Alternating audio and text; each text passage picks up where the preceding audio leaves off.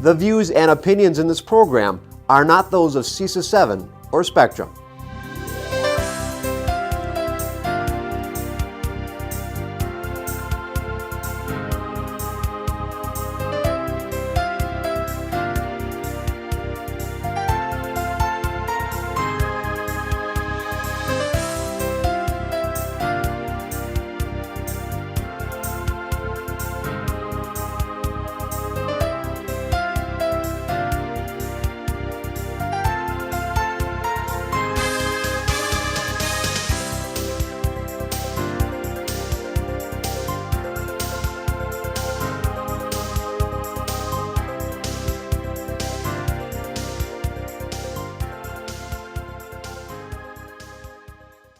Well, good evening, everyone.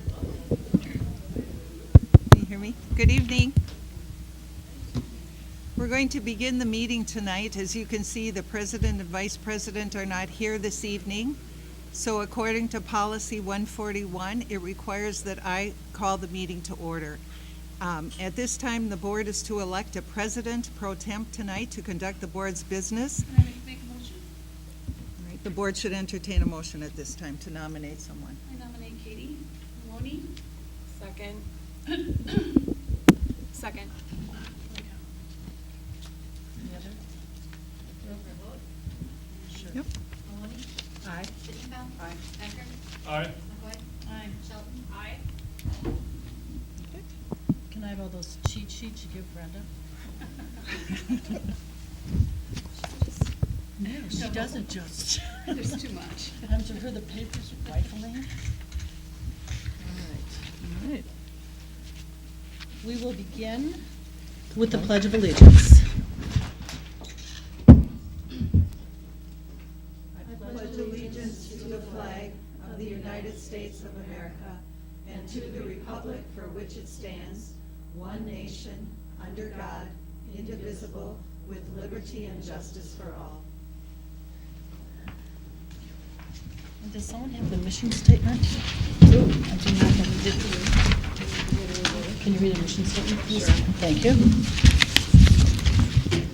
We educate all students to be college, career, and community ready, inspired to succeed in our diverse world. Thank you, Rhonda. And our next item is a recognition, the Shopko Foundation. And Christina, if you'd read the resolution, please. In recognition of Shopko and the Shopko Foundation, with appreciation for your support of the staff and students of Green Bay Area Public Schools. And if Kim Shannock would please come forward. And Lisa Bynum.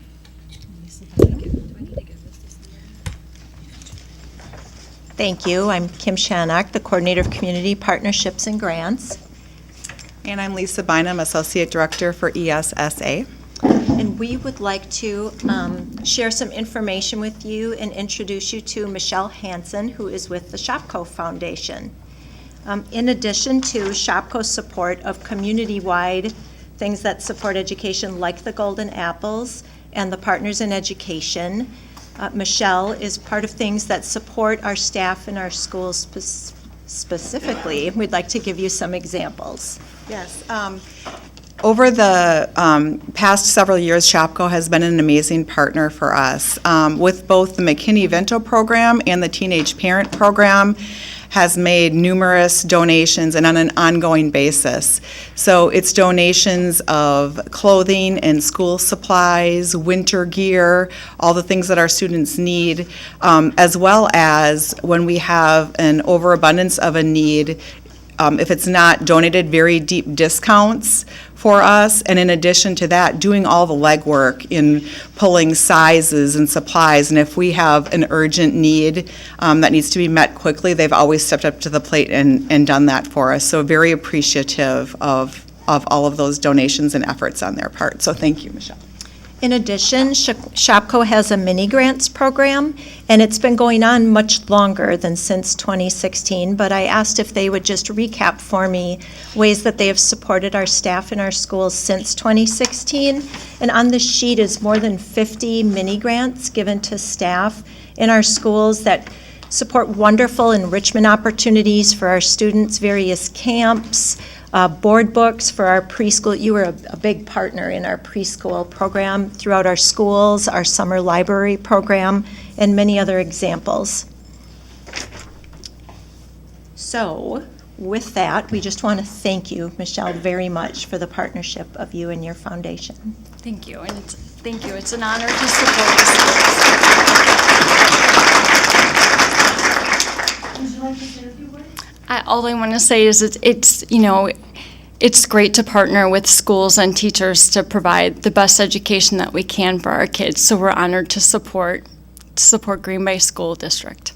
Really appreciate you as a partner. And now I think, Lori, are you going to have a photo op? Yes. Okay. Yeah. Okay.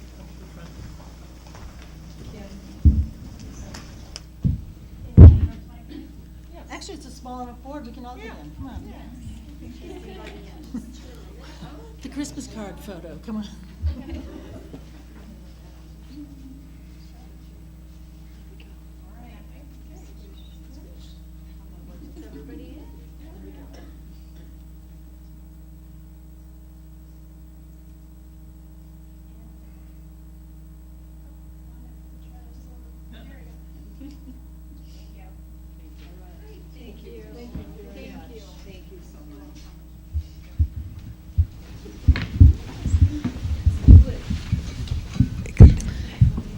So far, I like this.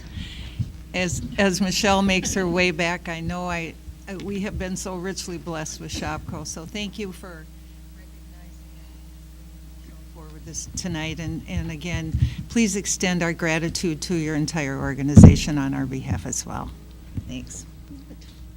And next, we will have our open forum. And I will also note that members of the public can view the board agenda and handouts, as well as minutes from past meetings, by visiting the district website at www.gbaps.org, clicking on our district and then Board of Education. On the left menu, you will find a link to agendas and minutes. This link will take you to a website called Neptune, where all board agendas, minutes, and handouts from board meetings are housed. I would also like to introduce our public engagement opportunities. The board will provide our community with 2 different opportunities during tonight's meeting to speak before the board. All speakers must fill out a form indicating their desire to speak. I have 2, if anyone else wants to. If you wish to speak during tonight's open forum, you may do so with respect to items that are posted on tonight's agenda or any other matter you wish to share with the board. Please know that Wisconsin's open meeting laws prohibits the board from conducting business on matters brought during this open forum. The board also will permit public participation during agenda items that the Board of Education will be voting on, as noted on the board's agenda. This public participation time, consistent with state and federal laws, board members may engage in dialogue with the speakers. In order that all voices are heard, the board will suspend engagement until all speakers have had a chance to speak. Please keep your comments to 5 minutes. The timekeeper will let you know when your 5 minutes has ended. Prior to starting your comments, please provide your name and address. Lastly, demonstrations during public comments, such as clapping or cheering in response to either public comments or statements made by board members, are prohibited. That being said, we have 2 gentlemen who have expressed an interest, and I'll introduce the first, Rob Miller. Thank you, and I understand that the board has a precedent of expanding the 5-minute limit, and I'm wondering if I might have 10 minutes. It has been. Pardon me? That's your role as the chair. Past practice has been we have extended, and we only have 2 people speaking, so yes.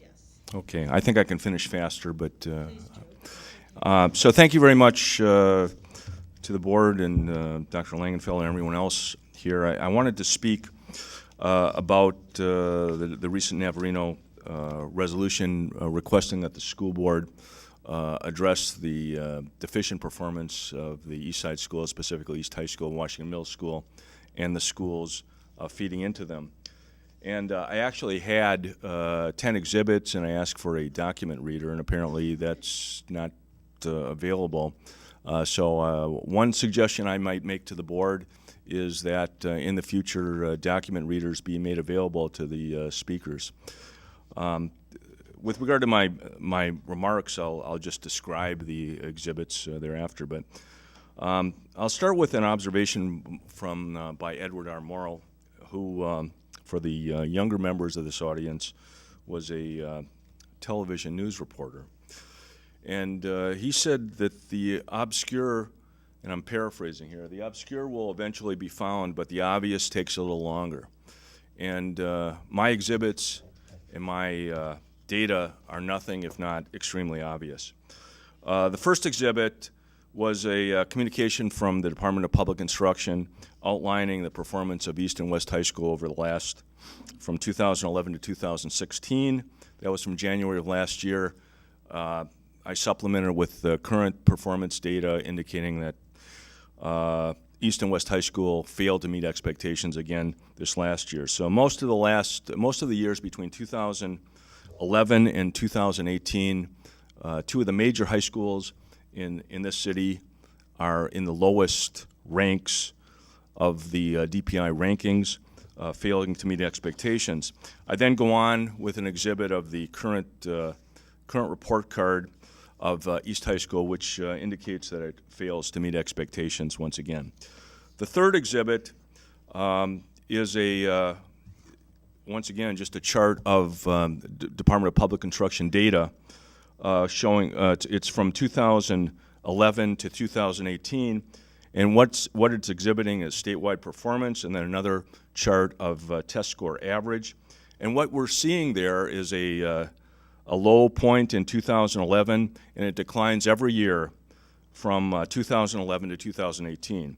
Same thing with the test score average. East High School, my alma mater, is the seventh worst high school in the state of Wisconsin. Green Bay West High School is the 13th worst high school in the state of Wisconsin. Now this is according to ACT testing. That was mandated by the state legislature. I understand that there are people with compunctions about using the ACT as the measuring device. Some of those compunctions are valid. However, that's what the legislature has determined. Those are the rules of the game. If the people in this district or the school board doesn't like those rules, then it's incumbent upon the individuals to change the way the rules of the game are played. But currently, these performance numbers have promoted a concern in Navarino that these numbers are just unacceptable. A couple years ago, the Secretary of Education for the Obama administration was commenting on the performance of the Milwaukee public schools, and he called them a, quote, national disgrace. And that particular quote is on the Journal-Sentinel website. We are in the same territory in these high schools as the Milwaukee public schools. For the Green Bay public schools, that is simply unbelievable. We now turn to Washington Middle School. Once again, I have a chart of statewide performance data and test score average data starting in 2011, going to 2018. It starts from a very low level in 2011. It declines every year to 2018. The same thing is true of the test score data. And Washington Middle School is a school that meets few expectations. Excuse me. So I'm chronicling a very sad story here. This is not the kind of performance that we expect from the Green Bay Public Schools. And the final chart was a rendering of net transfers as a percentage of district enrollment for the largest school districts in this state. The Green Bay Public Schools has over 1,700 students leaving this district. We have a higher percentage of people leaving this district than any other school district in the state.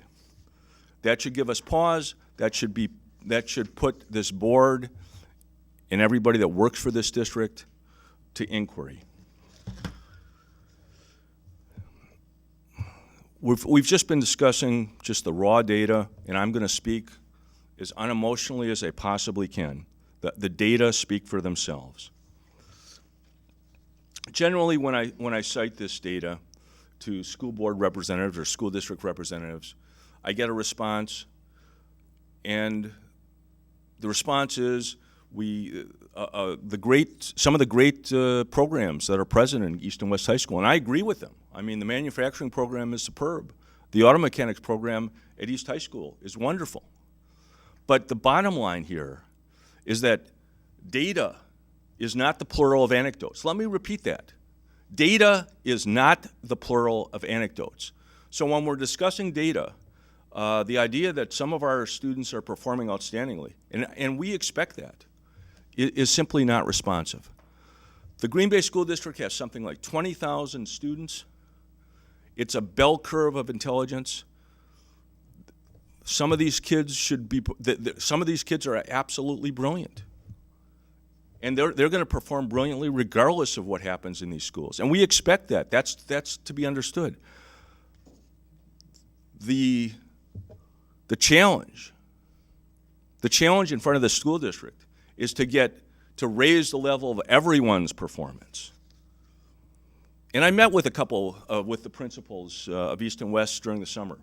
So while the board was concerned with Washington Middle School and spending $400,000 on that, and justifiably so, and I'm quite supportive of the work on Washington Middle School, I met with the principals of East and West High School to see what, if anything, they were doing to raise the academic performance of those students in those schools. And I sent the inquiry over to the Broadway office, and I met with representatives of the Broadway office and the East High School principal, and the meeting was very well. It was a great meeting. I have great respect for the assistant superintendent and Lori Firk, and we met for maybe an hour and a half and 2 hours with Michelle Jacobson, and that went very well with her staff. These people are trying their tails off. But the problem here is that we're not seeing any substantial changes in the approach that this school district takes to continuing declines in performance. And I would submit to you, I'm no expert on this stuff, I would submit to you that it's a systemic problem. When we have 9 principals in 10 years or something along those lines at Washington Middle School, and we have continuing problems with climate and performance, I would deduce that regardless of who we place in that position, the school isn't performing. There's a problem in the whole configuration of Washington Middle School. And Washington Middle School, I would suggest to you, is feeding the problems of East High School.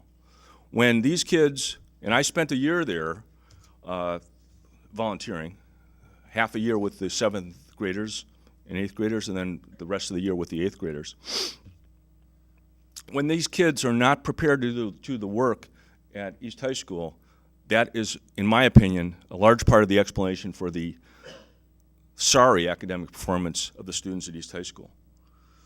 With regard to the Washington Middle School climate and behavior, all I can say is my information, which may be imperfect, is that we're basically back to where we were during the Kirsten Westcott era. It sounds as if when we have 2 staff members sent to urgent care, frankly, that should never, ever happen. And I can't recall it ever happening during my entire experience in schools. And further, when we have a significant number of people, of our staff, our highly trained staff, being apparently psychologically abused or psychologically battered by students, that should never happen. One of the principal resources, perhaps the principal resource of this district, is its staff.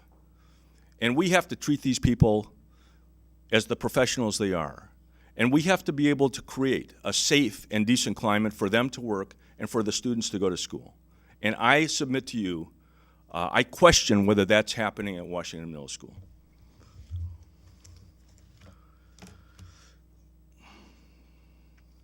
Now, finally, how many minutes do I have?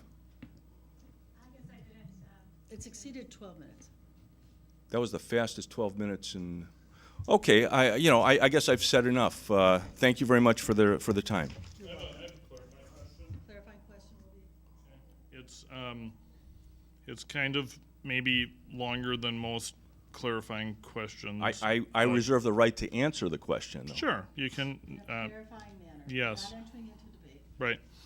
So, with regards to the comment about the ACT scores and East being the 7th worst, as you said, and West being the 13th worst, I'm just wondering out of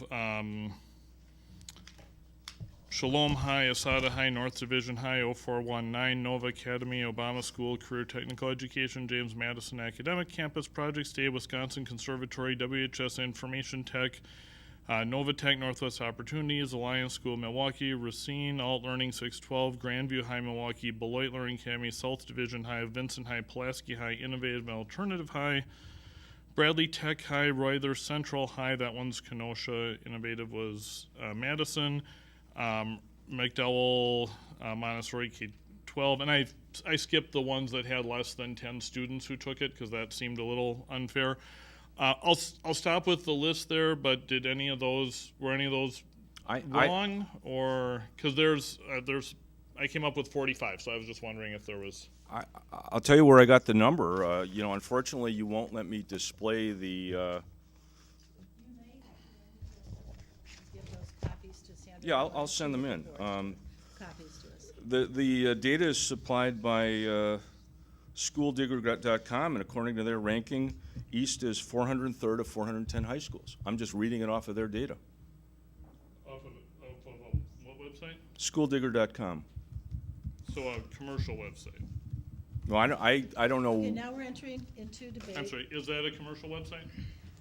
I don't know the nature of the website. I found it to be authoritative. It wasn't the DPI. It was. It's using DPI data, as I understand it. Any other clarifying questions? Okay, Hearing none, thank you very Mr. much. Miller. Noah Becker.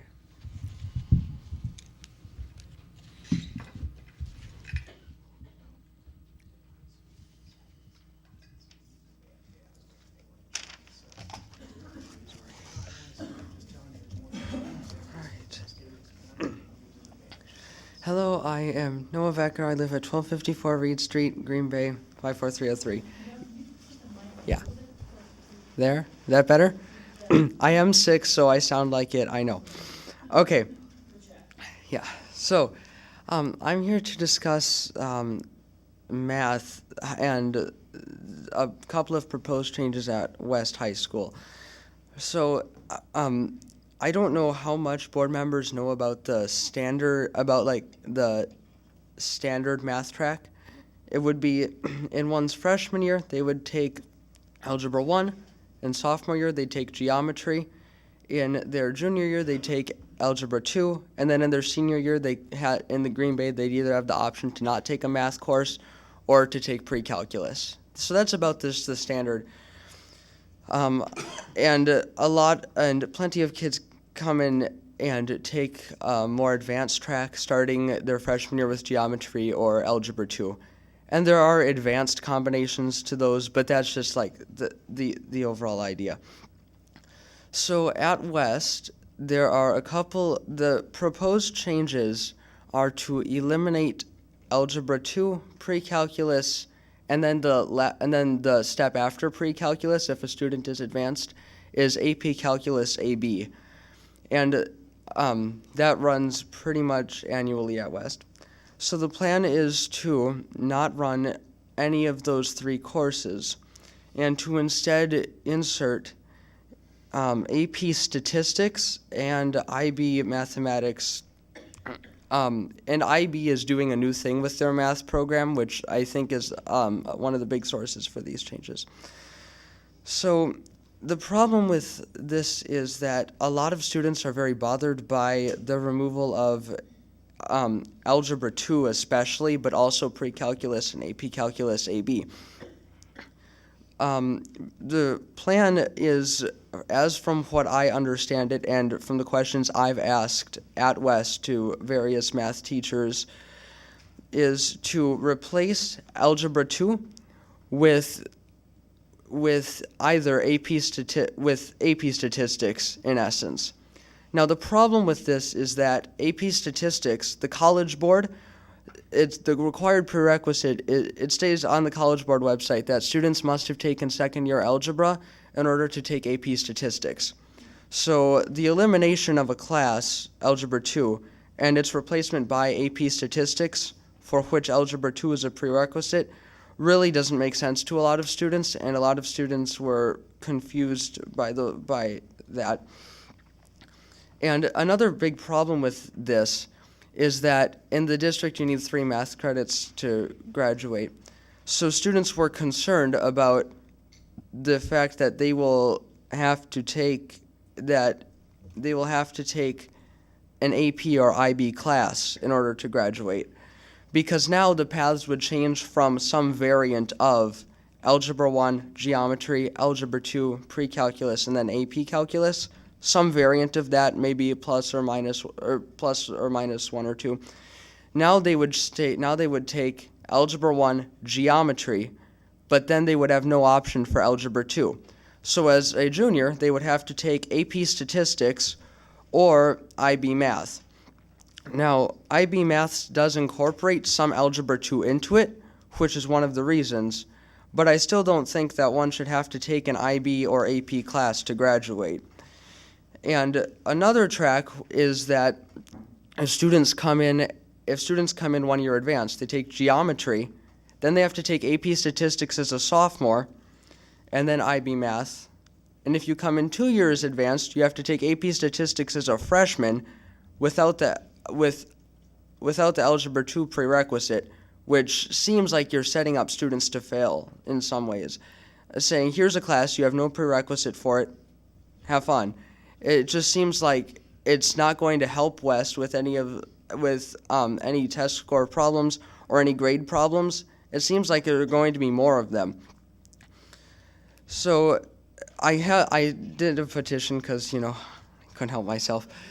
Yep, it's what you do. I got 56 signatures of concerned students, and all of them understood what they were signing for, and they said what they agreed is to read from this. I agree that West should not eliminate Algebra 2 Pre-Calculus or AP Calculus, which would force all students into AP Statistics or IB Mathematics from the available courses. So a lot of students are concerned, and I think the board should look carefully at these changes because I think they could be very damaging to West and a lot of West students. Thank you. Noah, if you could give that to Sandra Heller. What was that? I don't. No. Oh, okay. I was going to give Noah 7. Come on. If you could give that to Sandra Heller. Are there clarifying questions? Yeah. I just have a comment that I want Go to ahead. do a follow-up for the board. Just clarifying, your petition that students signed was about keeping those 3 traditional classes. It was not suggesting that IB options be reduced or anything. No, it was a petition purely to keep those the 3 traditional track along the traditional courses. Yeah. Okay. And just as a follow-up from Mr. Magus and his team are working with West High School and will be providing the board with a full update as well with the work that they've been doing as well. So thank you, Noah. Thank you, Noah, and feel better. Yeah. All right. Sandy, roll call? Here. Excused? Here. Here. Here. Shelton. Here. Warren. Excused. Barbian. Here. Batten. Here. We are joined by 2 students from our Intercity Student Council, Jamie Barbian and Claire Batten. We're also joined by Dr. Michelle Langenfeld, our superintendent, and Sandra Heller, our executive director of whatever we do as a board. Our executive assistant. All right, I will entertain a motion for the minutes. Second. No, I'm entertaining a motion. I'm asking for a motion. Move to approve the minutes as presented. Is there a second? Yes. All right. Sandy? McCoy? Aye. Chilton? Aye. Becker? Aye. Maloney? Aye. Sitnikov? Aye. Communications, it appear to be none. And our next thing will be the monitoring reports facilitated by Laura McCoy. We're going to be discussing we're going to get a report regarding the state report card. Joined by Mr. Miller and Mr. Magus.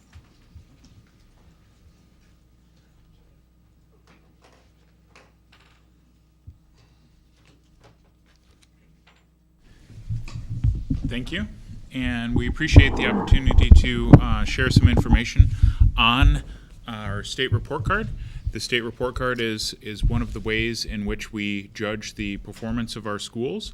It's the way that the state looks at our schools through a variety of assessments, including the ACT, and we do consider this an important measure of progress, and we have some very positive news to note within that work as well.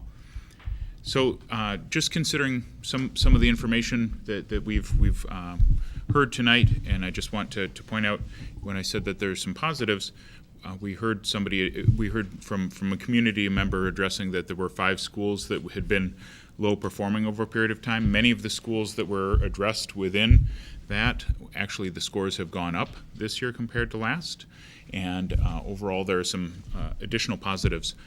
We also have to take a look at the data from which the report card is derived.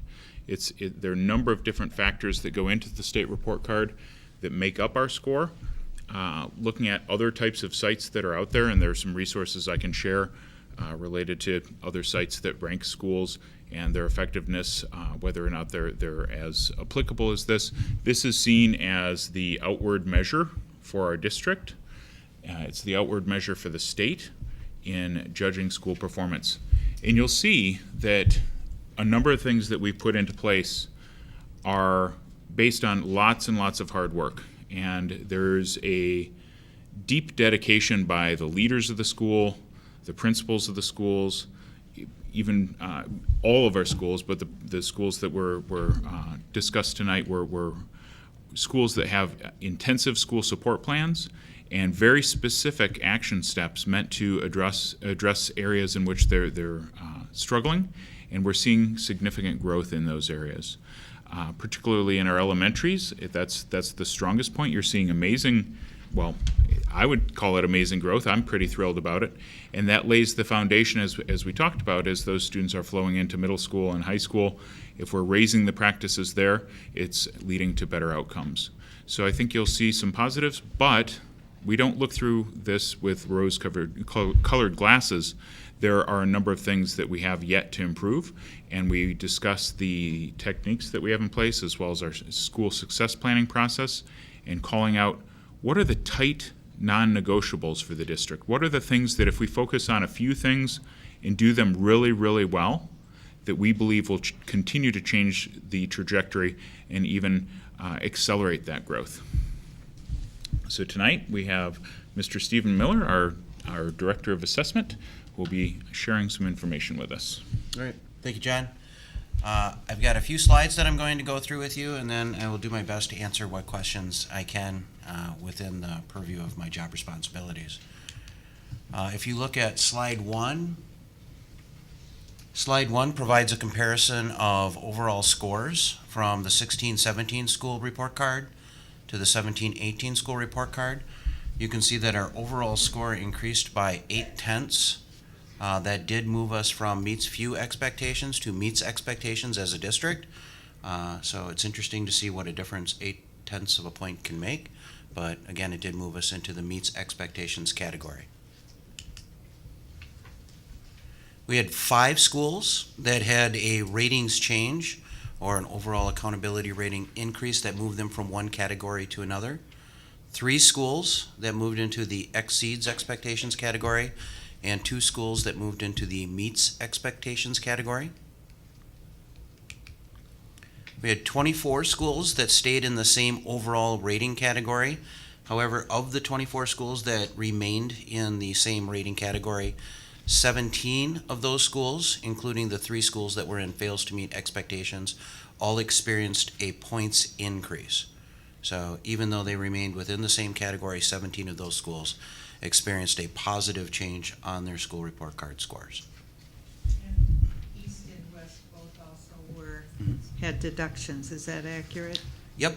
East and West High School did receive 5-point deductions for chronic absenteeism.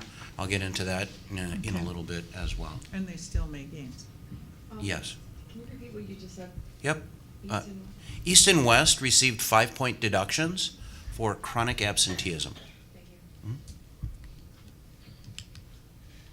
We did have 7 schools that moved down in their rating, 4 schools that moved into the meets expectations category, and 3 that moved into meets few expectations.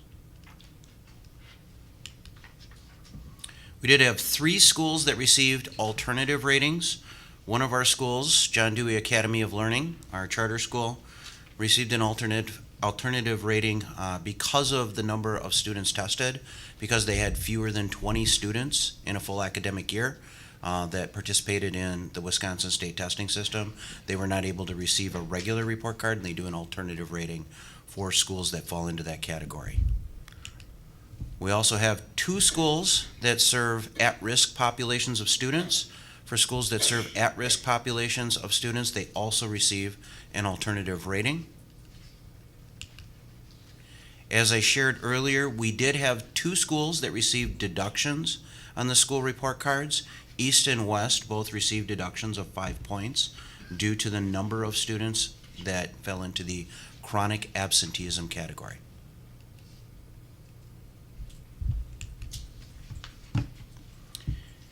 One of the comparisons that you can find on the school report cards is to look at the average scores for schools across a district every year. And so the comparison you see up on the screen right now represents a comparison for overall average for all of our schools, student achievement average for all of our schools, student growth, closing gaps, and on-track and post-secondary readiness. Someone asked me the other day, Steve, what would you attribute the increase in our overall accountability scores, both on average for our schools and for our district as a whole? As you can see in looking at this graph, if you look at closing gap scores from the 2015-16 school year to the 2016-17 school year to the 2017-18 school year, the district has made tremendous progress in closing gaps for our minority groups compared to the state counter groups. That's one thing that people don't always understand with our school report cards. When they look at our Hispanic students in the district, they compare those students to how white students are doing around the rest of the state. So our Hispanic students, for instance, are a group that's closing the gap to their white peers on the state assessment system. Our economically disadvantaged students are closing the gap to non-economically disadvantaged students around the state in the state assessment system. Our students of color are graduating at higher rates, and that's helping to close the gap as well. So, one big takeaway that I try to share with people when I'm talking about our school report cards, both at the school level and at the overall district level, is our closing gap scores have been increasing every year.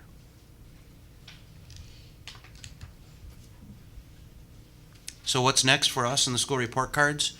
Families will receive letters from school principals that will include the 2017-18 school accountability report card information for their school.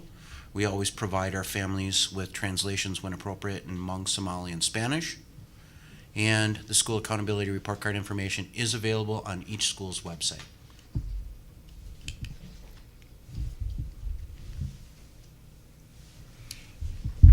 And here we just want to talk about some things that we're doing to make sure that we're ensuring continued growth. We're seeing some growth, but we are not going to be satisfied until we have a lot more progress. And we want to continue things that are working and make sure that those are spreading throughout the district. And if things are not working, focus on those and address those deeply.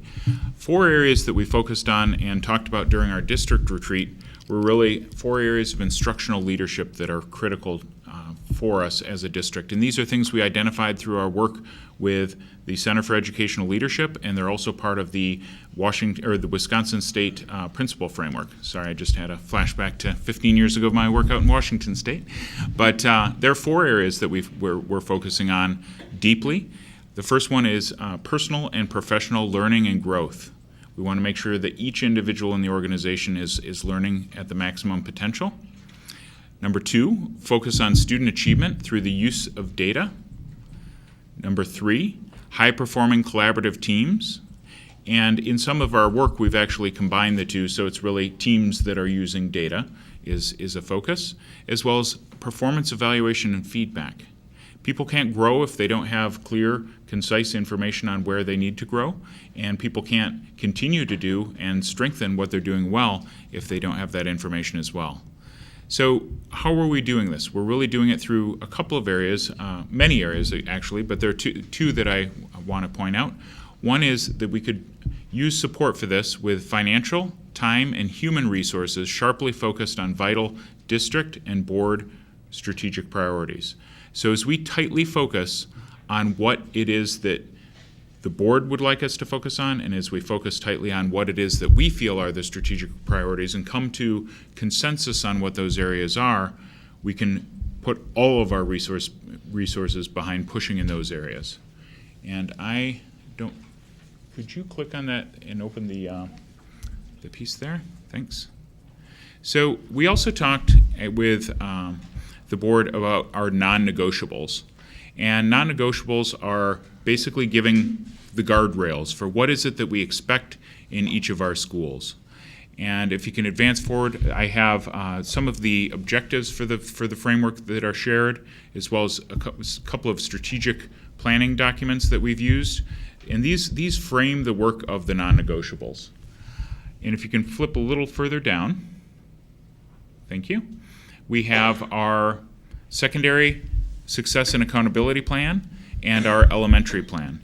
And those clearly lay out what is it that we are focusing on, what is it that we're working on at the elementary level and the secondary level. Not just objectives, but what are the specific action steps and how are we measuring to see if we're accomplishing them. Thinking about, the hope is not a strategy, and we all know where the road of good intention goes. We want to make sure that we are clearly measuring if we are doing what we say we're doing and how well we're doing in that area. So if you can skim down just a little further, based on that, we're calling out our non-negotiables to the area in color. Sorry, cursor is not quite as good. So we frame these into 3 areas, our 3 focus areas that I had mentioned before, where we have the 4 with 2 combined. But the non-negotiable number 1 is that all administration and certificated staff will have a clear, monitored professional growth plan linked to student need. Now, we've had that in place, but making sure we're doing that as well as possible and that we're having frequent conversation and that it's a clear focus of our leadership and that it's not part of the distraction of 100 other things that we can work on, knowing that that is one of our big rocks is critical for us.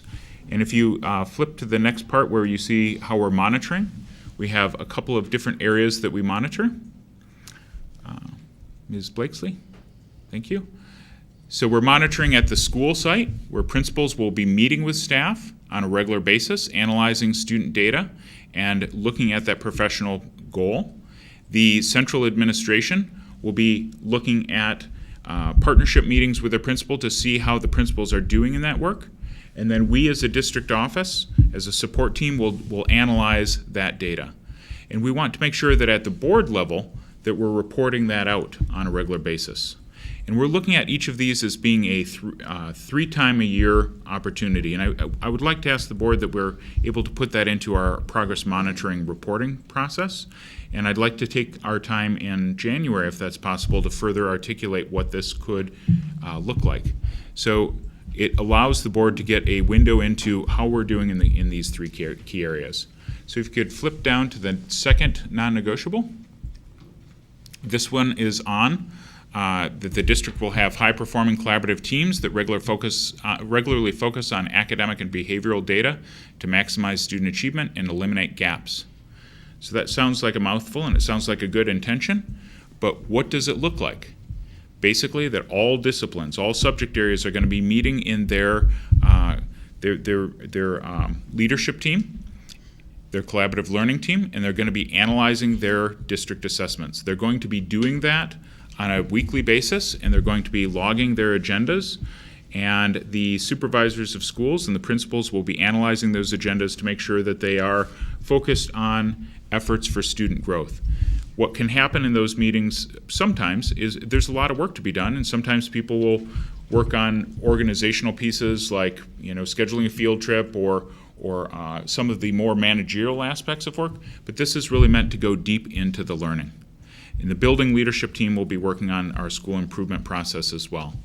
And if you can go down to the monitoring, again, it takes a three-place format where we have school monitoring by the principal with the people with whom he or she works, and central office monitoring, and what do we look for in our conversations with principals, and how do we analyze that at a district level 3 times a year so we can look for patterns of need for support as well as problems that might be arising. And then finally, the point on the board report that we would be sharing that 3 times a year as well. We would be doing this together, so each of the non-negotiables would be reported on, hopefully within the same meeting. And non-negotiable 3 is that each school and district leader will provide employees with regular feedback on performance through the utilization of the educator effectiveness system with feedback opportunities to maximize student achievement and eliminate gaps. What does this look like? Again, walkthrough tools. And a walkthrough tool is something that you heard about in our last meeting when we were reporting on the work at Washington, but it's an effective tool for us to go into different classrooms and go into different learning areas and see, are people working towards better practice? It's not saying that something has to be completely black and white, never do this and always do this, but it's a move towards better practice, and it gives guidance to the principal of what to look for, as well as for us in seeing how well we're doing. So again, that's broken down into 3 various points. So what we're hoping, what we would like, what we're asking the board is that we are able to use these non-negotiables, these tight guardrails, and focus intensively on these areas, because we believe collectively that these are the things that will make a difference for our students. If we do these few things and we do them very well, we will see not only a continuation of some of the progress we've seen, but we should see a pretty significant acceleration of the growth. And our proposal as well is that in the final report of the year, that we use that as an opportunity to propose what are our areas of focus in the coming year, so that we can ask the board for a prioritization of certain areas on which to focus, so that we can intensify the use of our resources in those areas. And that's it for the non-negotiables. Yes? No, continue. Okay. Michelle? Laura's calling out people. Oh, go ahead. Can you speak to, as you talk about these non-negotiables, and you've been putting these practices into place, not just today, obviously. Right. Can you speak to anything and anything you're monitoring right now that would tell you this is a good plan? Sure. And is working forward through assessment tools or whatever? What have you seen? Well, looking at it from we've looked into the national resources on what is seen from a principal supervision and leadership supervision standpoint as the absolute best practices for changing trajectory through our work with AIR and the work we're doing with the Center for Educational Leadership. These are seen as the standards for what we should be doing. We've received some training in additional principal supervision. That's tightened there. We've also talked with our principals and spent quite a bit of time with them over the course of the past few months, but particularly this month we've intensified things and asked them, does this make sense? Are these the things that you too, as the person closest to the issues at hand, believe would make the biggest difference? And they've verified that as well. I've also worked with Board Member Dorff, who unfortunately couldn't be here today, and shared information with him related to the non-negotiables, because this is something he's thought for quite a while would have significant impact.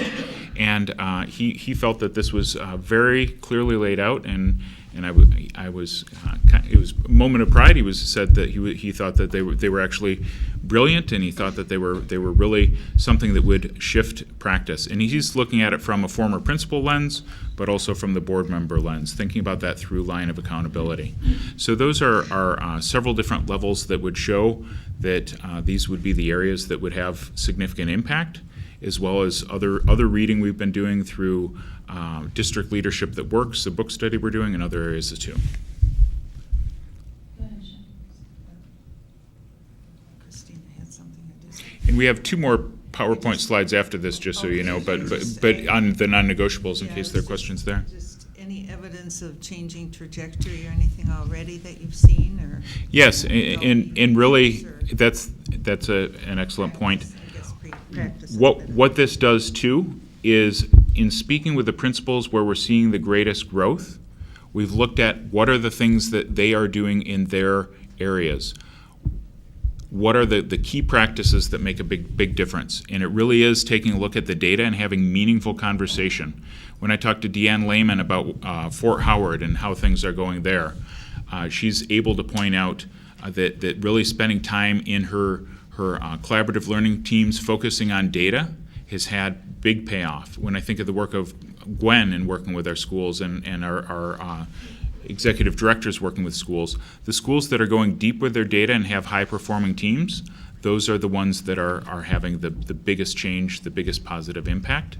And so we want to make sure that those practices are spread. Switch back to the last 2 slides, please. So, if you can click ahead one, thanks, sorry. So, we just wanted to say that we are celebrating progress. It is a shift in going from meets few expectations to meets expectations. And even though it might be, a few tenths of a percentage point, that progress represents a significant number of students whose achievement has changed, but also the growth that we've seen is a change within the district. This represents change in hundreds of students as far as growth, and so those are things we want to celebrate, because when people are working hard, when people are devoting their lives to things, it makes a difference when they see some progress, and we want to celebrate that. They're also crushed when the scores go down. The conversations I've had with principals whose scores have dropped, some people have been in tears, and it's something that they own, that they personally feel ownership of, because they care so much about the students and they care about the district. So we want to celebrate that progress, but continuous improvement is needed. We have structures that we're putting in place along with the strategic framework that I believe will have a serious impact on continued growth this year and next.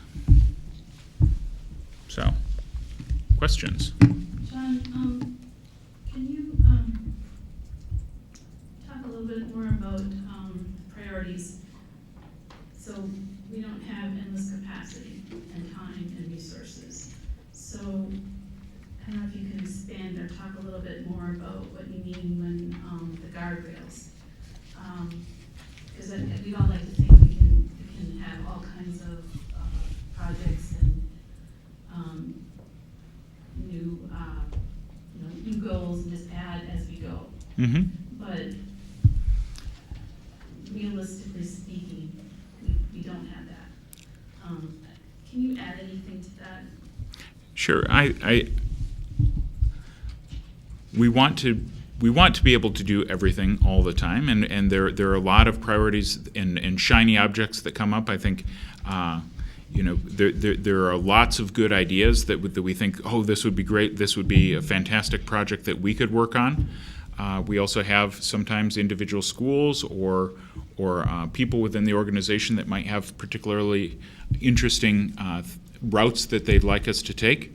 Those are important to explore and consider, but picking a few things to focus on can really make sure that we're taking our time, our human resources, and our financial resources and putting them towards a few things and doing them well, rather than doing many things and doing kind of a so-so job on them. There are emergencies that arise that if something were to occur in the district, that there was a need for significant focus and change of course and something new to be added, that we would want to make sure that that was something that was a focus.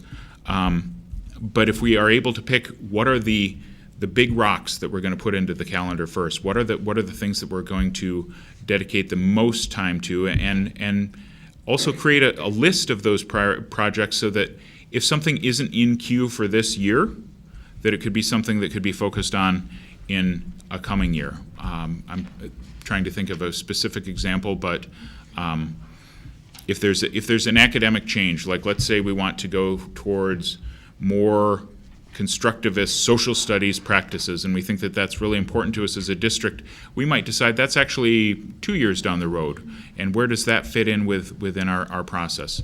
Right now this year, the things that we've called out are really focusing on the common assessments, making sure that our literacy and math practices are in place as solidly as possible, and making sure that we're doing a better job of giving really clear, specific feedback with evaluation so that teachers can improve. Those are some of the, if you were going to boil it down, those are some of the basics, as well as the behavioral pieces.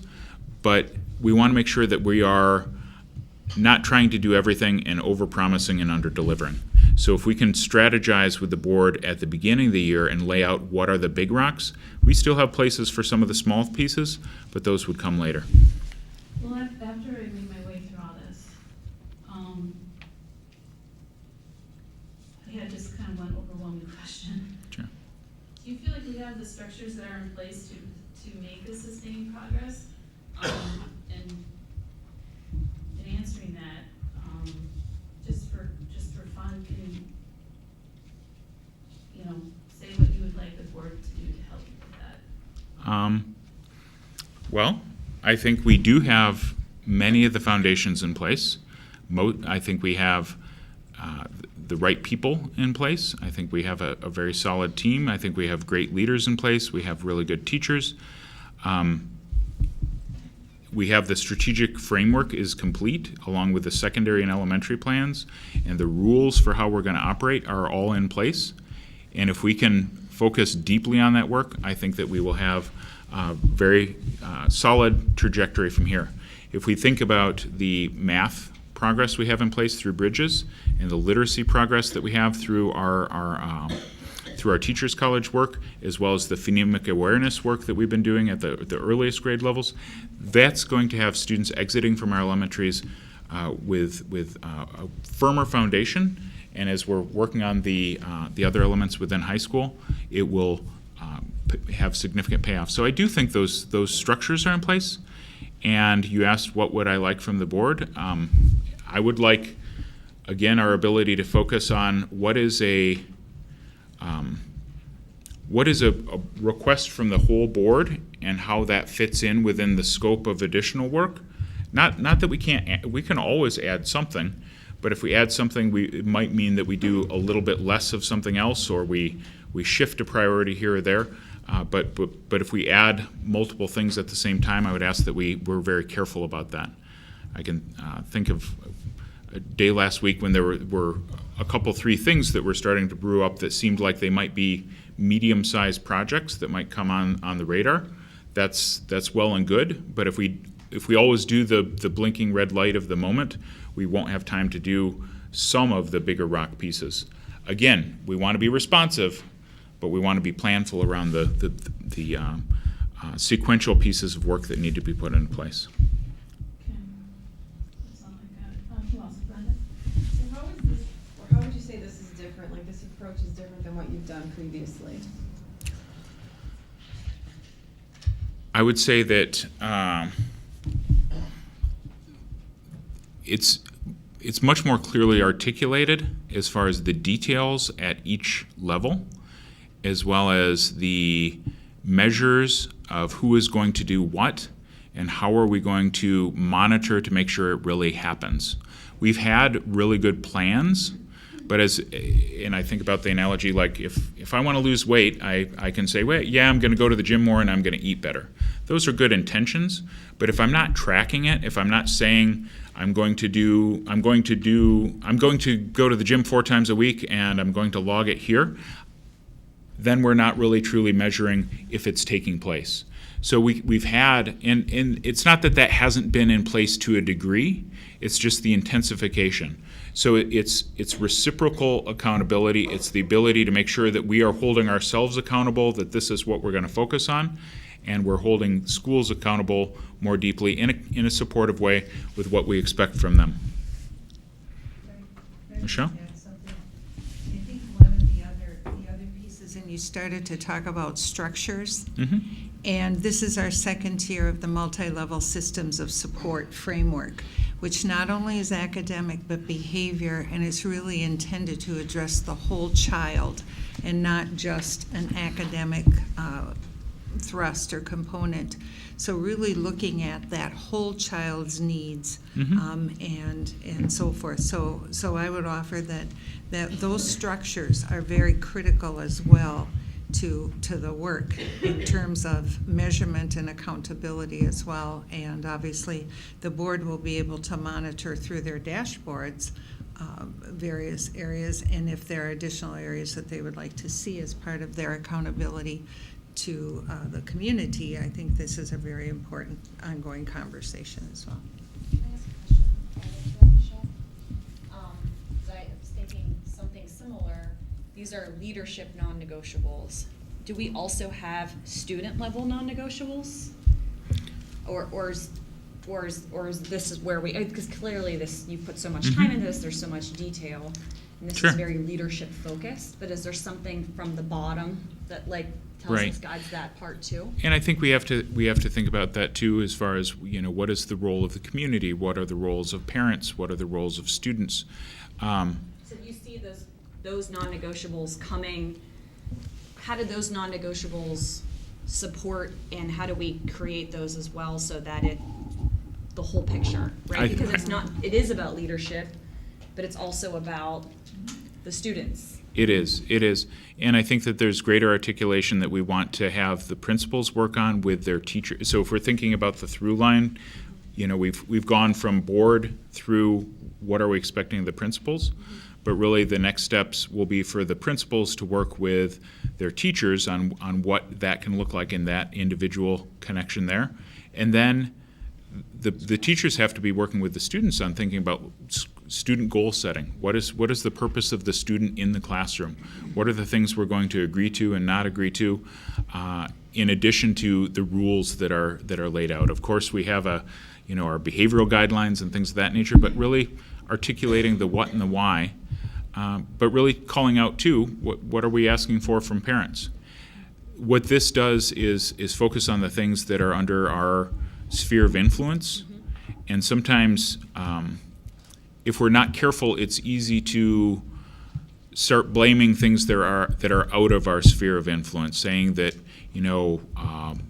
people aren't focusing on school as much, or they're not getting their kids to school, or they're not focusing on homework or things like that. We have very caring parents that are working really hard and have a variety of challenges, and we can't place the bet of our success on making sure that every parent is going to do 20 hours of volunteer work a year or something along those lines. Even though we might think that would be wonderful, we want to focus on, we know we have the students who come to us and we serve them in their greatness with every need that they have, and we want to focus on what can we do as opposed to necessarily blaming others.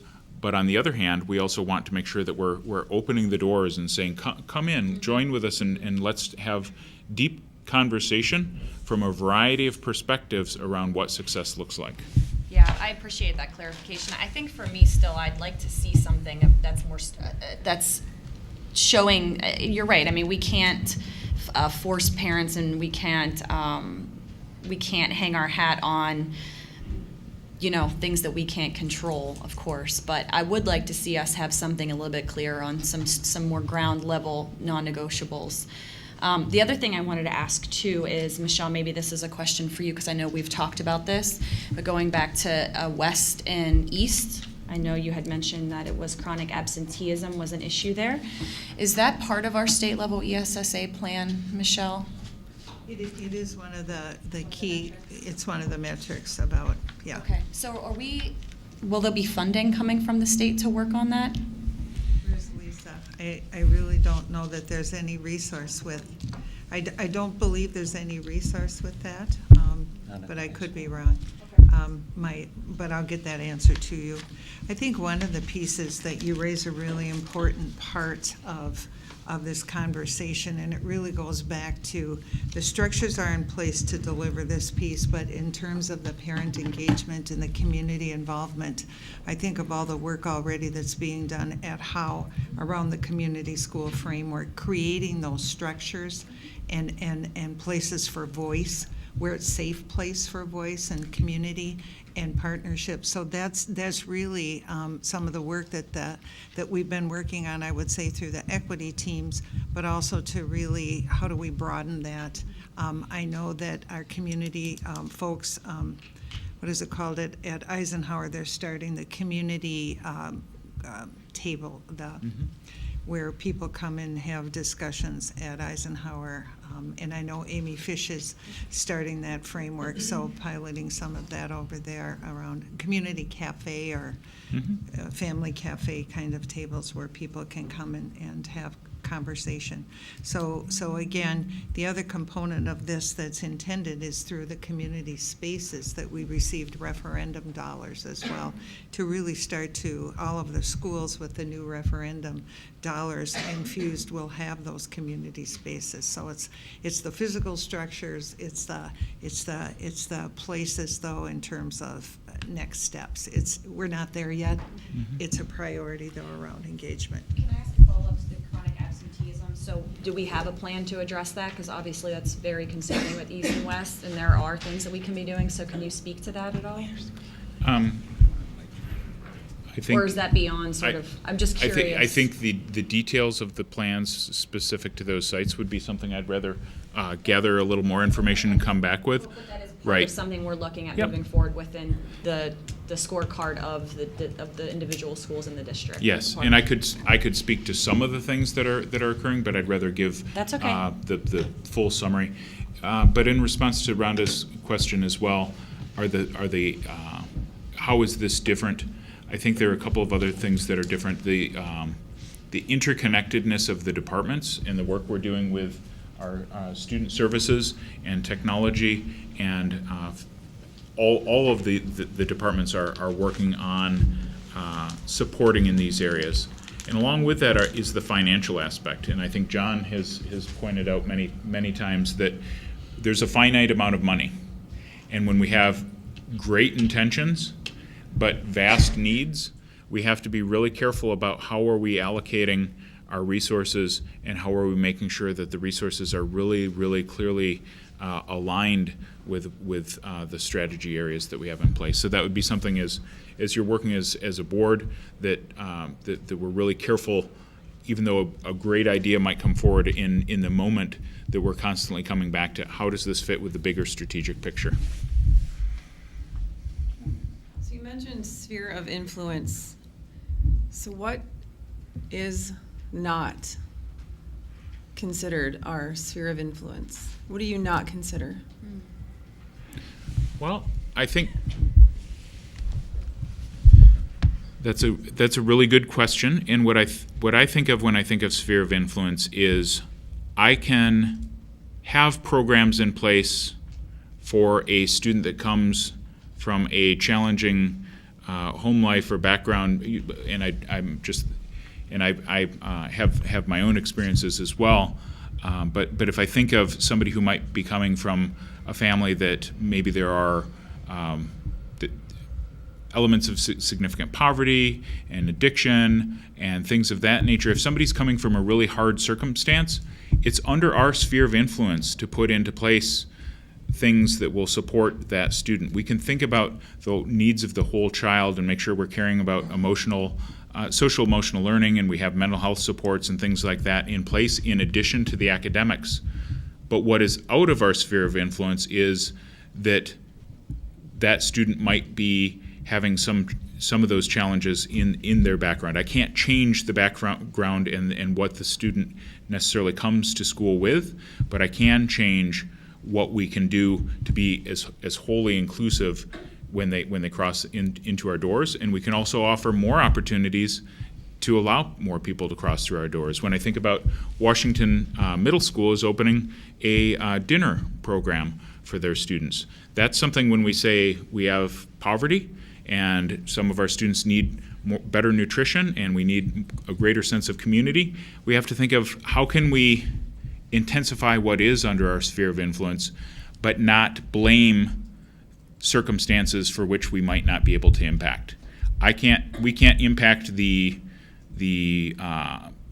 economy of the state necessarily, and we can influence things like what school funding we get. But if there's a huge economic downturn for the nation, that would be out of our sphere of influence. But how we respond to it is within our sphere of influence. So I don't see a lot out of our sphere of influence, but focusing more tightly on the things for which we have direct control and for which we can make a difference for kids. So with that child that comes into our school district who's coming from a home life that's not the greatest, what can we offer that child? What are we interested in doing? And what are our non-negotiables when it comes to that? And those are articulated to a degree within what we're doing related to behavior. And when I talk about behavior, it's not just looking at students who might be violating a school rule. It's taking a look at the intensive planning that we do through our student services team, looking at the TFI, which is an assessment of how things are going in the school, how comprehensive things are. It's taking a look at the mental health supports we have in place.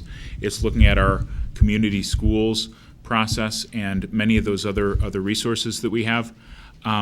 If you look at the behavioral MLSS guide that's linked in the non-negotiables document, there are 50 pages of things that we are doing. It's how do we make sure we're calling out the ones that are most in need of support, and how do we make sure that we're doing those key things well, rather than having it feel like there are 1,000 things we could do, pick which one you want. Well, we know from the research what we should be focusing on in terms of the health and well-being of our students when they come in. We know that, so we don't have to play the guessing game. We can point to them and say we need to work on these, and these are our top priorities. Breakfast is coming up next, and that is one of the top things that helps with academic achievement and chronic absenteeism and the success of our students. And to me, that would be an example of a student-level non-negotiable, that we are going to feed our students high-quality food every day. So when I think about student-level non-negotiables, it's more than just, voice is important, but what are the infrastructure that our student level, that parents can look to? This is all beautiful and wonderful, but for the average community member, this is like way up here. And what I'm concerned about, and again, this is great, this is not a knock on the work, because I think this is key, and obviously, John, again, you guys have spent so much time on this. We have to be able to drill this down and be able to talk to parents about this.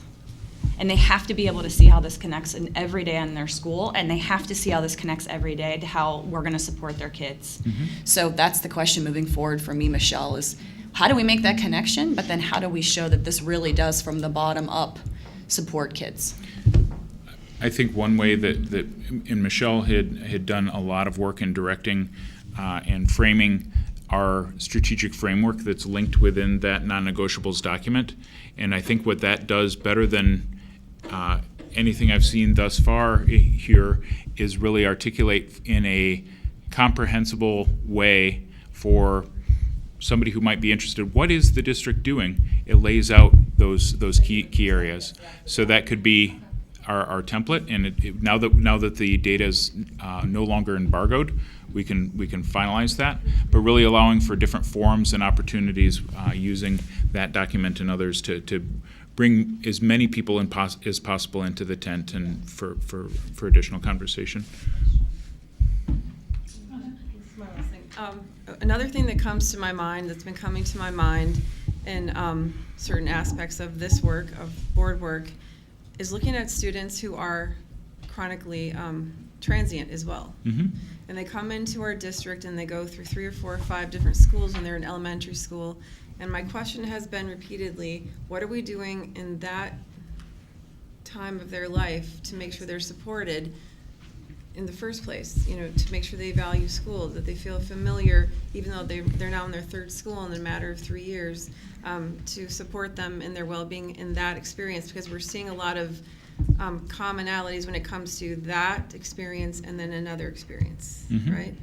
And so I have been asking a lot about that in particular, and I would love to know what we are going to do moving forward with that situation. And how Sure. does it connect to this? And how does it connect to this? And how does it just connect in general to the whole child and to being able to I guess, identify those students, Mm-hmm.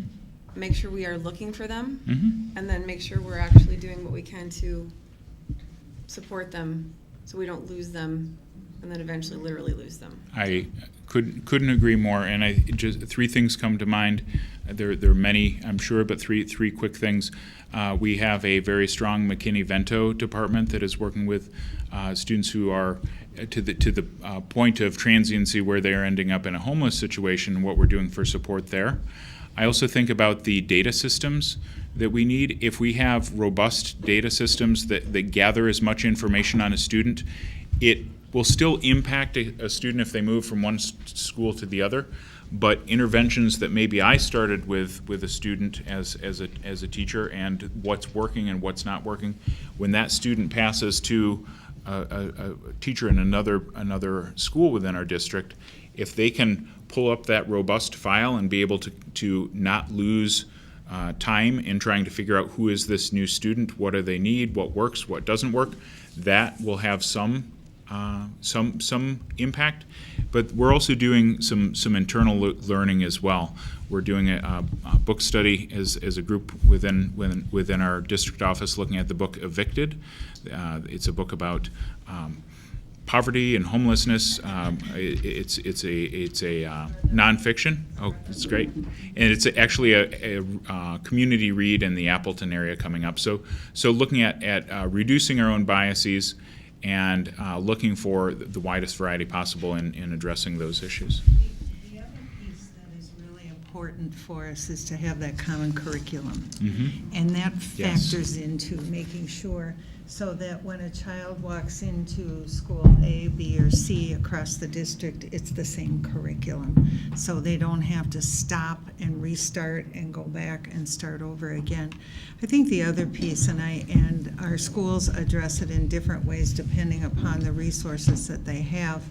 Often you will see the social workers are on point, or in some cases is a student learning advocate, and sometimes it's the administration, but each is looking to onboard that student and in the culture of that school and provide the resources that are necessary to make sure that that student has what he or she needs. I know that we have a very rich and robust community partnership program.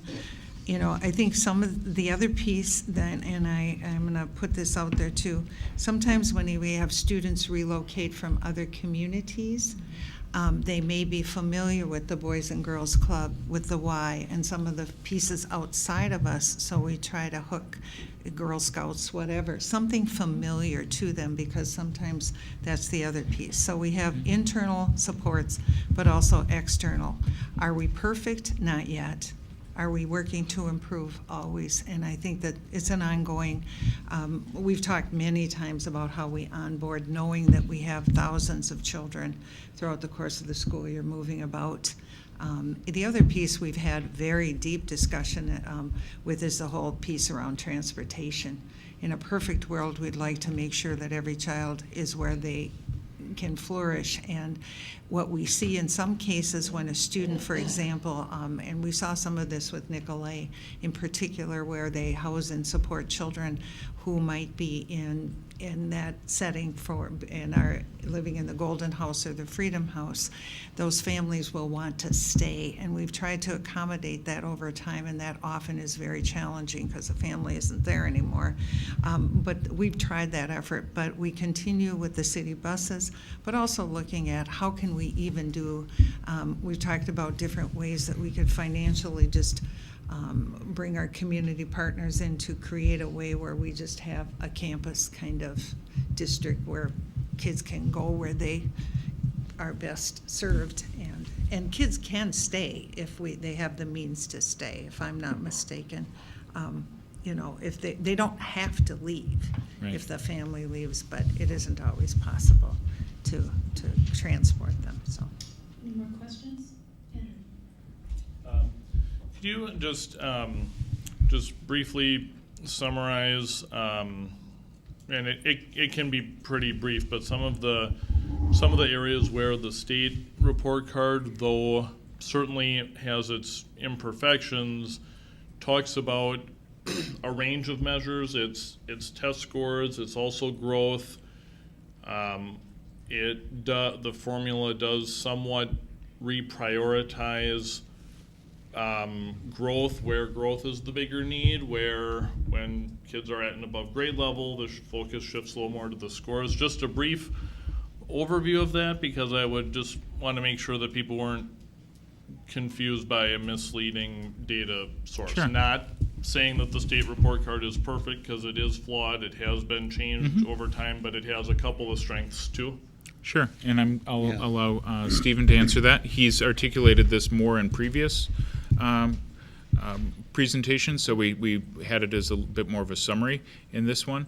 But Brief is fine, but I just want to make Yep, sure that we of keep course. that front and center as we're talking about these scores and things. Sure, there are 4 priority areas to the report card: achievement, excuse me, growth, closing gaps, and on-track and post-secondary readiness. The report cards themselves feature variable weighting for achievement and closing gaps, somewhere between 5% and 65%. If you have an economically disadvantaged population that falls in that range, closer to 65, it's going to weight growth as 45% of the overall score. Close to 5%, it's going to rank student achievement. So that's kind of a nuance in the school report cards. For the district itself, on the district report card, I believe that the economically disadvantaged percentage was 56.4%, which meant that growth was weighted as 39% of our overall score. So it features variable weighting. As far as the data that makes up the school report card itself, it includes the forward exam, ACT assessments, attendance, and graduation. It also includes dynamic learning maps assessment, which is the alternative state assessment that our cognitively disabled students would take.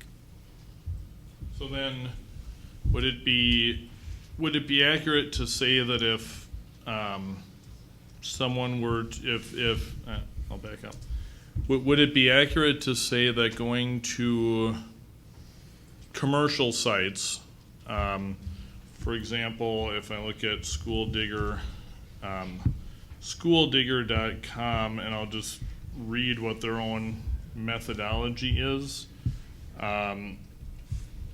if I can find it quickly, otherwise I won't waste a lot of time on it, but it's an average of just raw test scores, and they average by grade, they average the grades together, and they readily admit on their page that their system is set up to average the scores, period.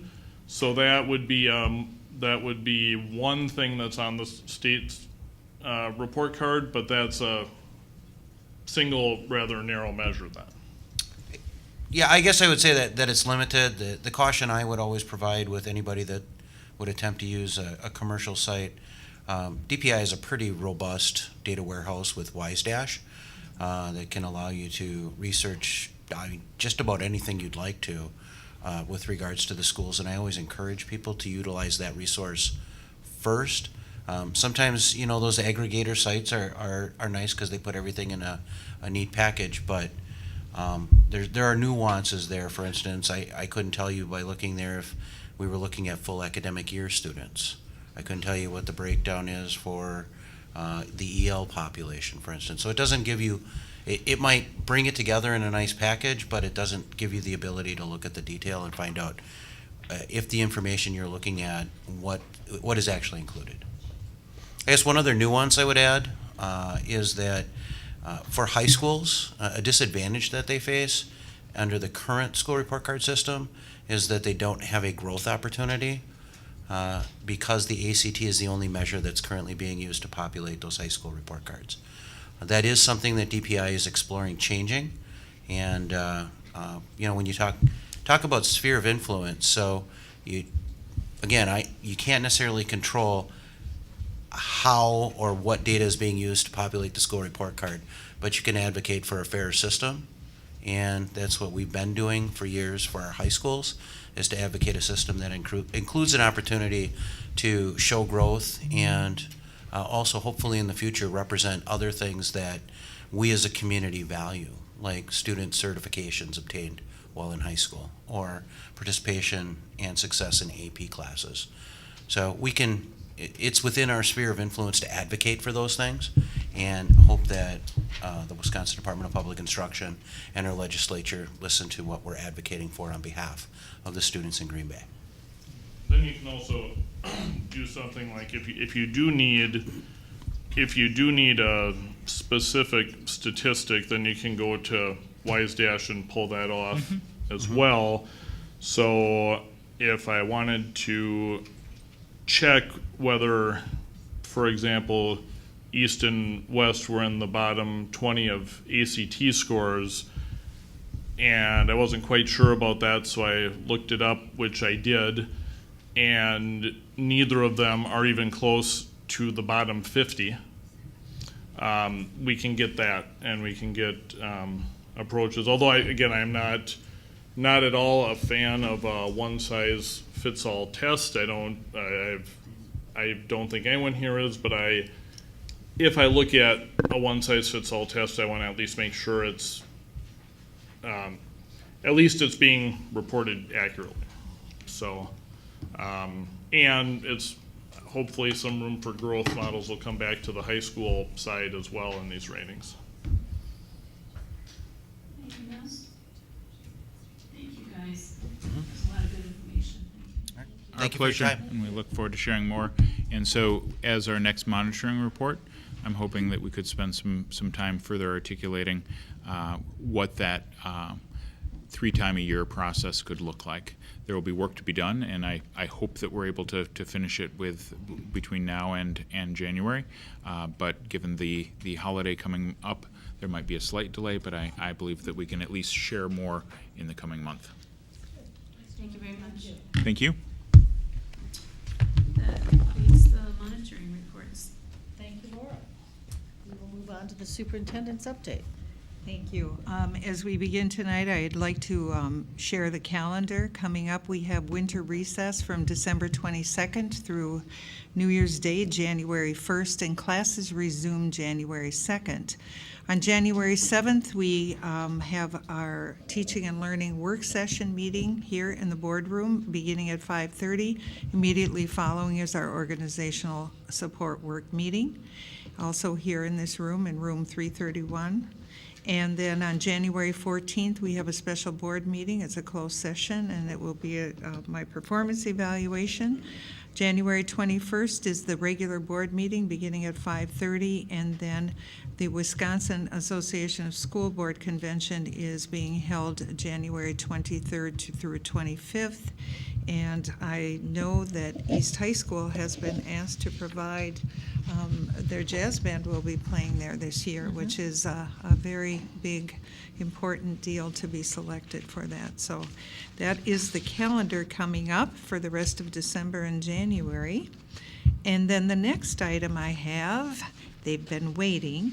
When we think about the whole child and making sure that our students are well fueled for learning throughout the school year and during the summer months so that they're able to concentrate and learn, doesn't always come easy, but food and fueling their bodies and their minds is really critical. So I'm going to invite Lynette to join us and her team to talk about the food service work and all the extraordinary things that they're doing to make sure our children and our families are well fed in the summer months as well. So welcome.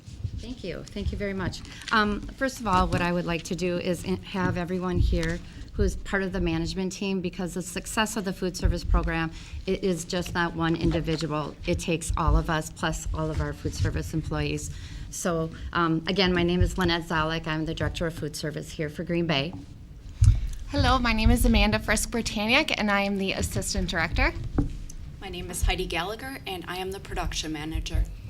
My name is Amy Dozie, and I'm the Quality Assurance Manager and Registered Dietitian for the district.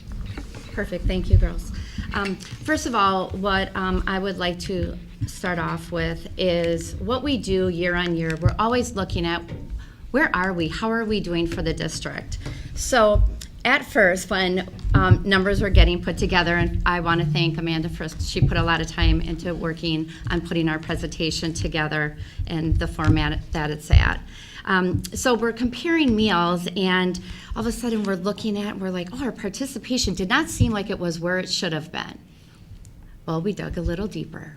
And we're looking at days, and we're looking at enrollment, and we have increased by 2% from the 16-17 school year to the 17-18 school year. And that has a lot to do with the meals we're serving. Our students are coming to our meal service. Christina, when you brought up regarding breakfast, that is something that is one of the biggest growths for us for our participation. And we're going to touch more about that later. But it's getting the students there and how we can have different opportunities for them to get breakfast. But our breakfast meals, the number of meals that we're serving throughout the district, from breakfast to lunch to summer to our after-school dinner program, and then even after-school snacks, 3.1 million meals. And like I said, we went up 2%. So that is something that we all are very, very proud of.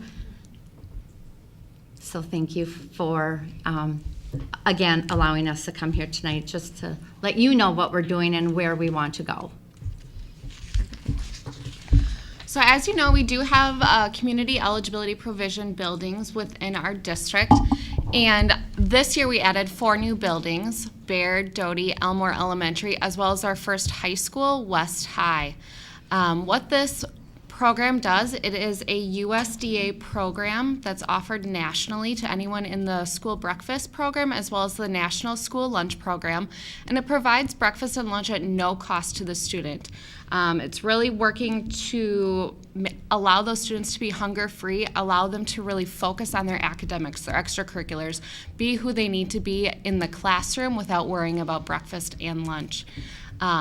Also at these schools, we are able to receive the highest reimbursement that DPI gives us in exchange for providing a nutritionally balanced meal.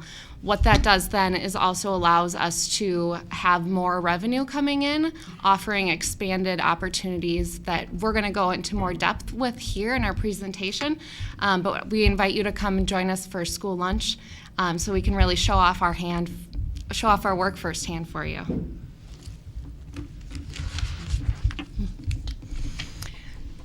Looking at the data for the first 2 months from last school year to this school year, I was really interested in the changes at our 4 new schools. Baird was a school that was not on my radar as becoming a CEP school, but we have seen clearly significant increases in participation. This is looking at enrollment as well as service days. At breakfast, 8%, at lunch, an astounding 12%. That's actually increased our employees' time at the school building. And next year, when Baird moves into their brand new building, we're actually really looking forward to serving breakfast in a different method, breakfast in the classroom, where it's part of the school day. But we'll get more into that conversation with the principal. So that's an excellent opportunity. At Doty, we're seeing actually neutral participation, so we're working on what barriers there might be. Sometimes there are different barriers that we're not aware of in the food service department, and we're always looking to overcome those. At Elmore, again, very wonderful participation, as well as at West High School. Also at West High School in our dinner program, we have seen similar increases. And dinner has always been a no-cost option, so it's interesting to see the breakfast, lunch, and dinner participation increasing. And again, that's just in strict comparison, September and October of last year to this school year. Keeps jumping. Sorry. All right, Amy. All right. So as Amanda stated, we do serve meals year-round. So we have what's called the Summer Food Service Program, and this past summer was the first summer that we grew with Green Bay Park and Rec to serve at all 36 of their parks that had the supervised playground program. So that was a win for us. We also, speaking of winning, won the USDA's Turn Up the Beat Award. This is the second summer in a row. Those nominations have to illustrate how the meals are appetizing, appealing, and nutritious, and they're evaluated against having a variety of fruits and vegetables, doing taste tests, having whole grain rich foods. So we're really proud of that accomplishment. In addition to serving both at schools for summer school program and in the parks, we also do some special events, often in the community, and you may already have attended one of these or seen us at them. Kids Day is very popular. Listed behind, we have how many meals that were fed and were claimed for those events.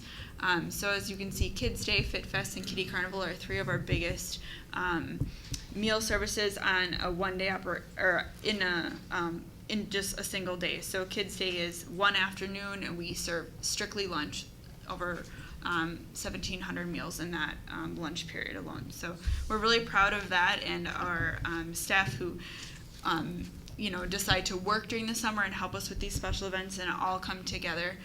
It's kind of neat to see the big food truck, and we put our flag up, and the lines just start forming, and people are just like ready to enjoy our meals in summer. So that's really cool. And to touch base on the Fit Fest, that is a Saturday morning. So our employees, they're coming in and they're working on Saturday morning, and it's down at Lake Park, and it's a great event, and people are just doing everything. But it's very proud knowing that our employees, you do not have issues finding people to work that. No, and Park and Rec is so excited too, especially for Fit Fest. It's a community event about fitness and health and wellness, and there's martial arts demonstrations and yoga and all these super neat things, and they always ask us, can you make those parfaits again? Because they just love the yogurt, granola, and fruit parfaits, and it's a healthy option. It's easy to eat. You feel good after working out on, doing yoga or things like that. So it's super neat to see the community support us and actually ask us for our services and our products. So. Okay, well, last school year, I should say, we did our first annual Park Perks. And how this event came about was Live 54218, which is now Wello.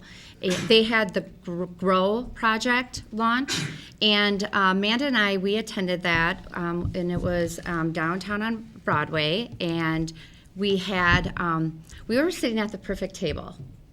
And it was exciting. There was other members of the school district that were there, and there were some individuals there that they were looking for their opportunity when they were getting up and discussing. But we were sitting with Green Bay Park. They were with us. We had other food service directors there and other assistants that were there.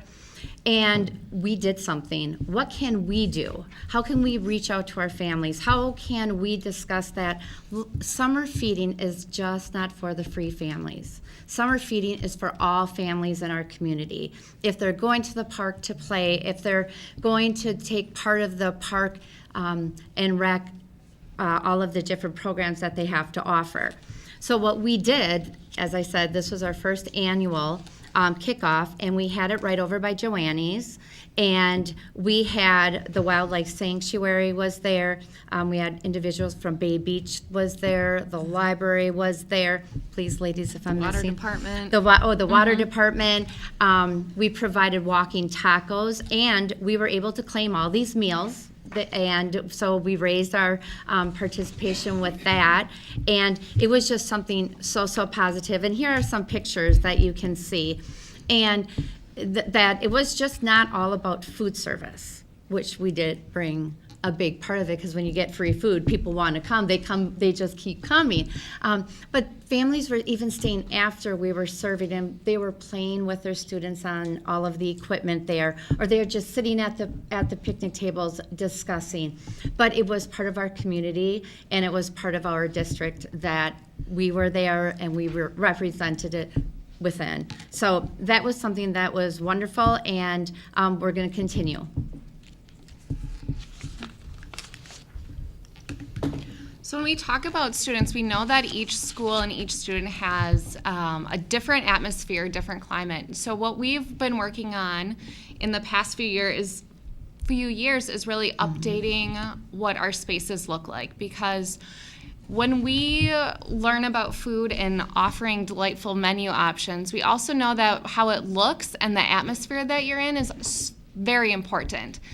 So in the 16-17 school year, we really focused on the elementary schools because there's more schools there to have an impact. But in this last school year and continuing into this school year, we've been looking at our secondary schools.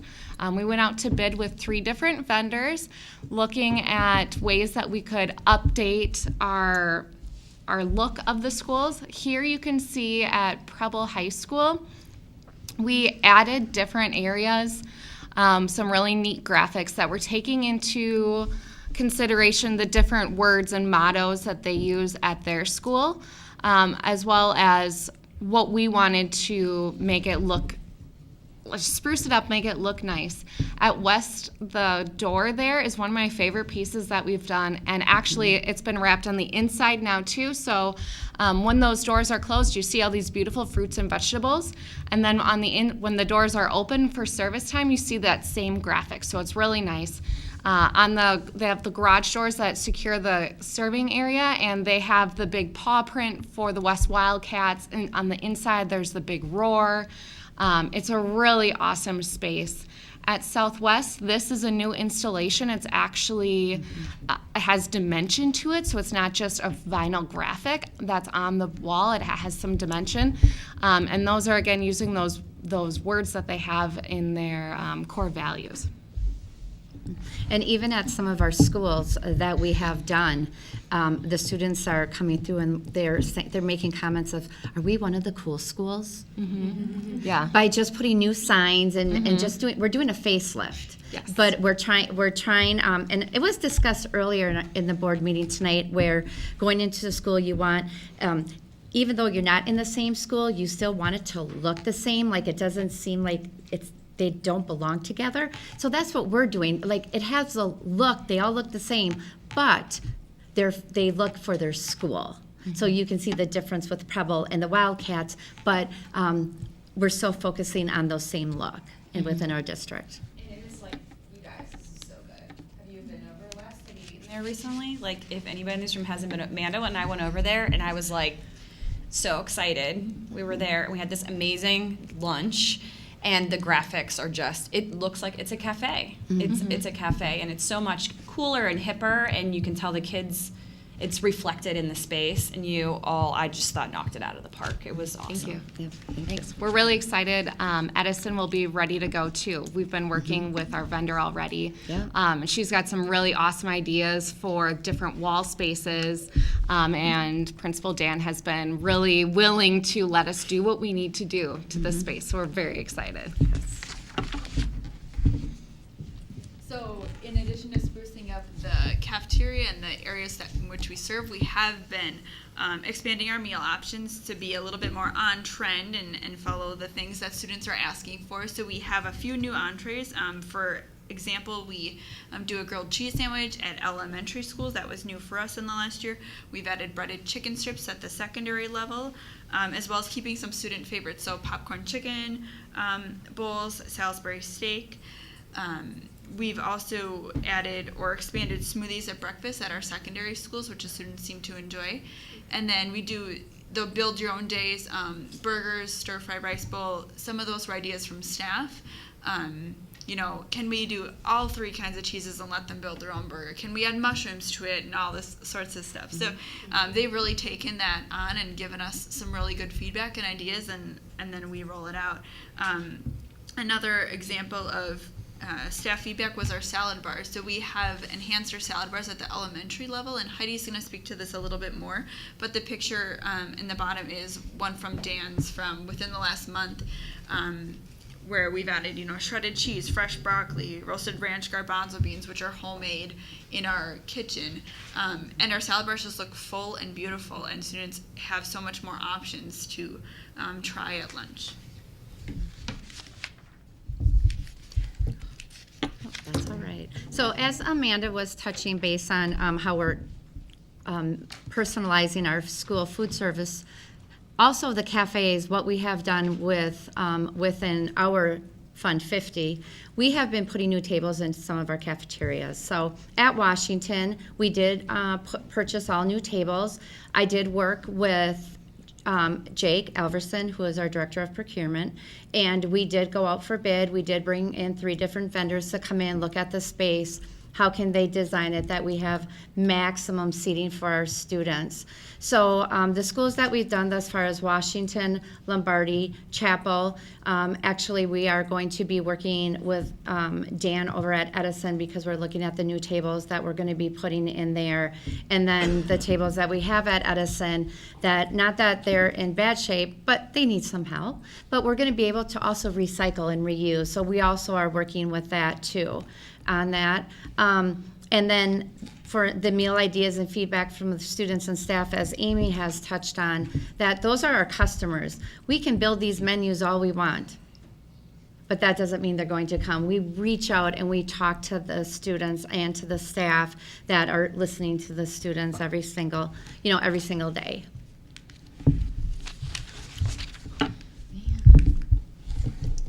So I was fortunate to be contacted this year by DPI to be selected as one of 5 school sites in the state of Wisconsin to participate in their state processing program for doing taste testings of new products that they're looking to add on to the food program.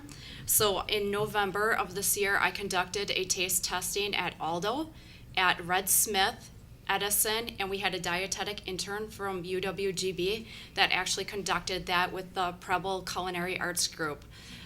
So part of that, it was actually a chicken fajita meat that was the taste testing product.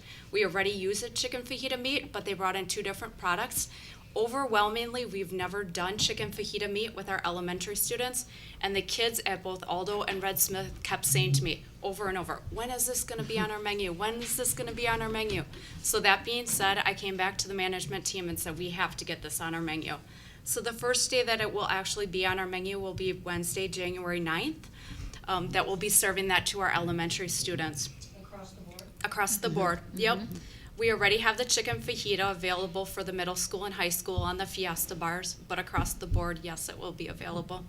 A few other cool items that we've added this year, some of them are state processed items, which was a cheese quesadilla that we had on our menu in October.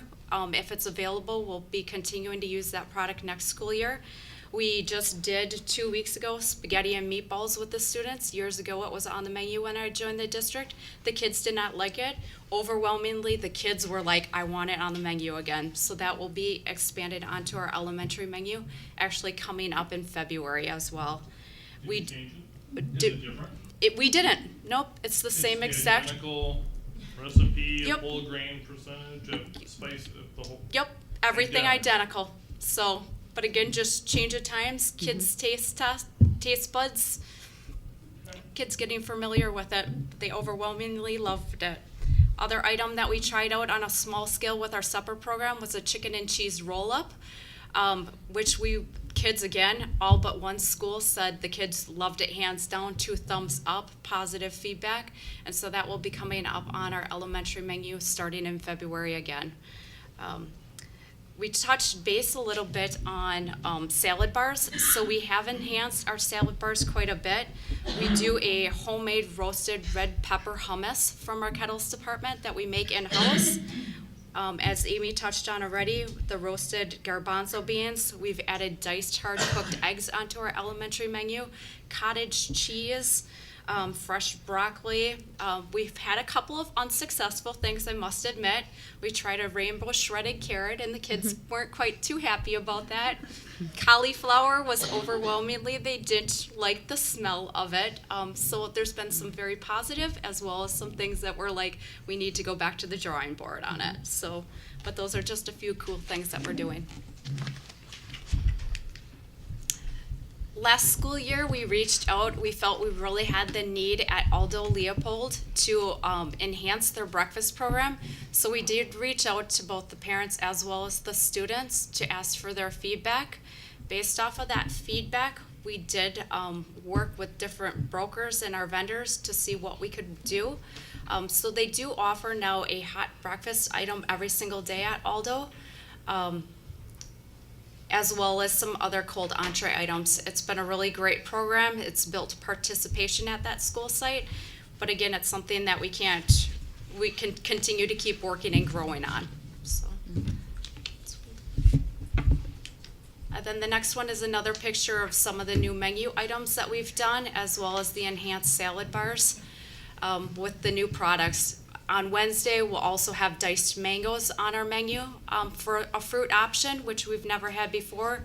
Another item that we've included has been diced chicken meat, diced beets, croutons. So wonderful new additions to our salad bar for the kids. Yeah. Elementary students help themselves to the salad bar? They do. Okay, Yep. because I've witnessed the cherry tomatoes seem to pose a little bit I of a challenge. Drop it, do I Yep. squish it? Those Yep. tongs.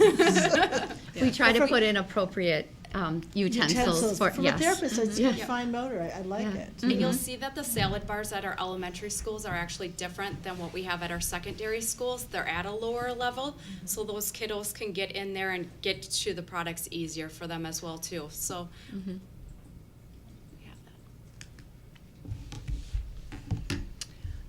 So before, John was talking about how you need to use your funds appropriately. You have a finite amount of funds. Well, we work a lot with grant writing. Last year, DPI had funding available from USDA for National School Lunch Program participating schools. With that, we were awarded 2 walk-in coolers, one at Jefferson and one at Lincoln. They were installed this summer. The need for those coolers was because we had increasing participation, and it also allowed us to use the space in a better way. At Jefferson specifically, there were coolers all over the place, and it didn't really make sense in the kitchen ergonomically, and now it makes much more sense, and she has more space. The cooler is wonderful. That picture there is actually from Jefferson this summer when she was in there getting ready for the kitchen startup.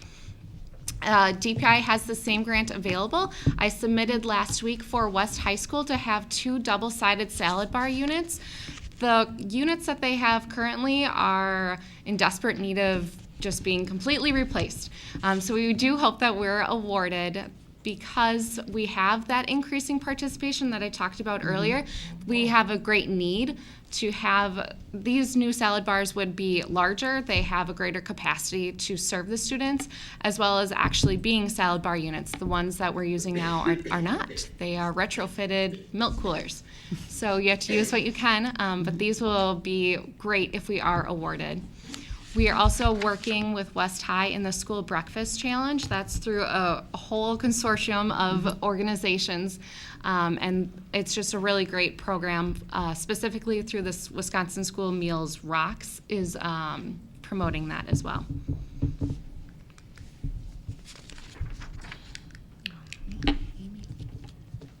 All right, so you may have recalled from John's talk earlier that he did give you the the newest news of our department that we are opening a dinner program.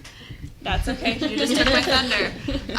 We are opening a dinner program at Washington Middle School. So currently we have dinner at all 4 of our traditional high schools, and then we serve at 17 schools total, and also the 2 Boys and Girls Clubs. We also do snack for the Boys and Girls Clubs and Washington's New Scholars Program.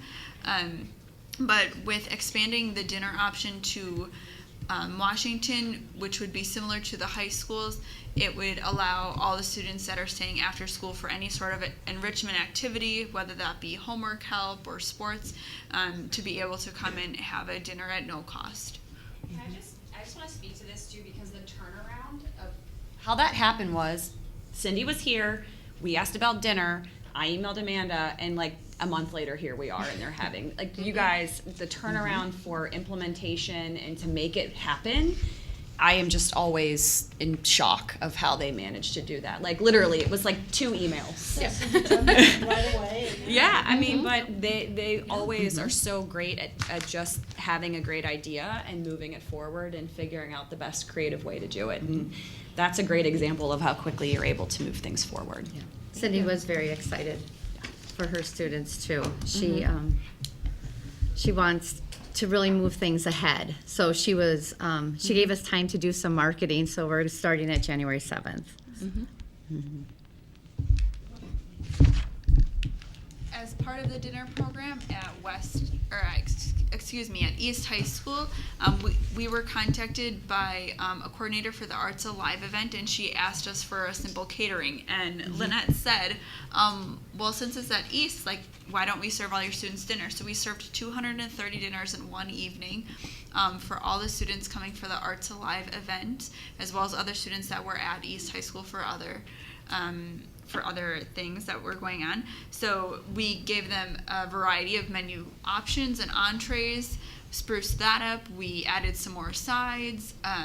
We did a lot of promotions on the table tents, marketing about other sites that we do serve dinner at that our students can come and enjoy a meal. So we were very proud of turning, again, just a one simple point of contact into something very successful for our kids and our program. And what was like? Oh, I'm sorry. Well, I was just going to say, I was over there that night, and kids had to be there for rehearsal, and they were buzzing about it. No, you can get food. I could hear them as they were walking down the hall. Yes. So they were pretty excited about it. So I just wanted to share that. And it was a win-win because all the students that came in, it was free for them. And the Lucinda who contacted me, there was no funds for those students that had to come out of her budget. But she did pay for some of the adult workers out of her budget and some a la carte items, but all those students who ate were free. So it was a very positive.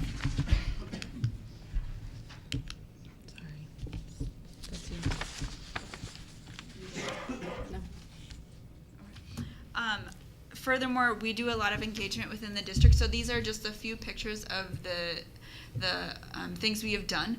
On the left-hand side, we did a healthy eating presentation with Washington Middle School at their health fair last spring. And then the picture in the middle and on the right is we have started again in the last few years having tours come through our production center where our food service is prepared. So those are pictures from Elmore and Red Smith kindergarten classes that they learned about different careers and in the food service industry, how their food is made for their school meals, and also were taught how to build a healthy meal. So it was very successful. A lot of students, have smiles on their faces, or when they see the big freezer or big forklift, and are just in amazement of how much food is actually used and prepared at our facility. So it's really neat to see.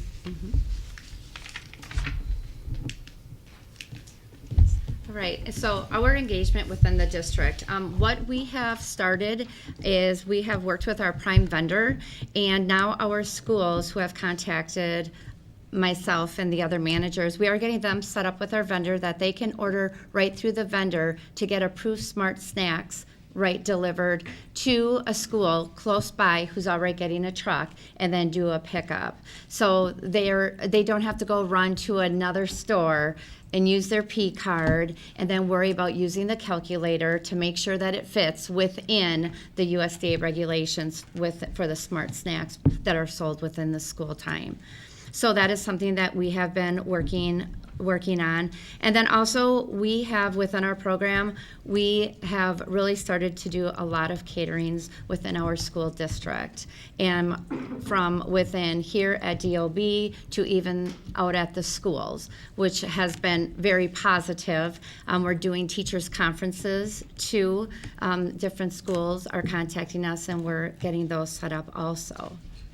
Lynette, can you just give some clarification to smart snacks for people who are not familiar absolutely. with that Sure, regulation absolutely. through the SDA? Yes, Thank you. the smart snack rule, that is something that came into effect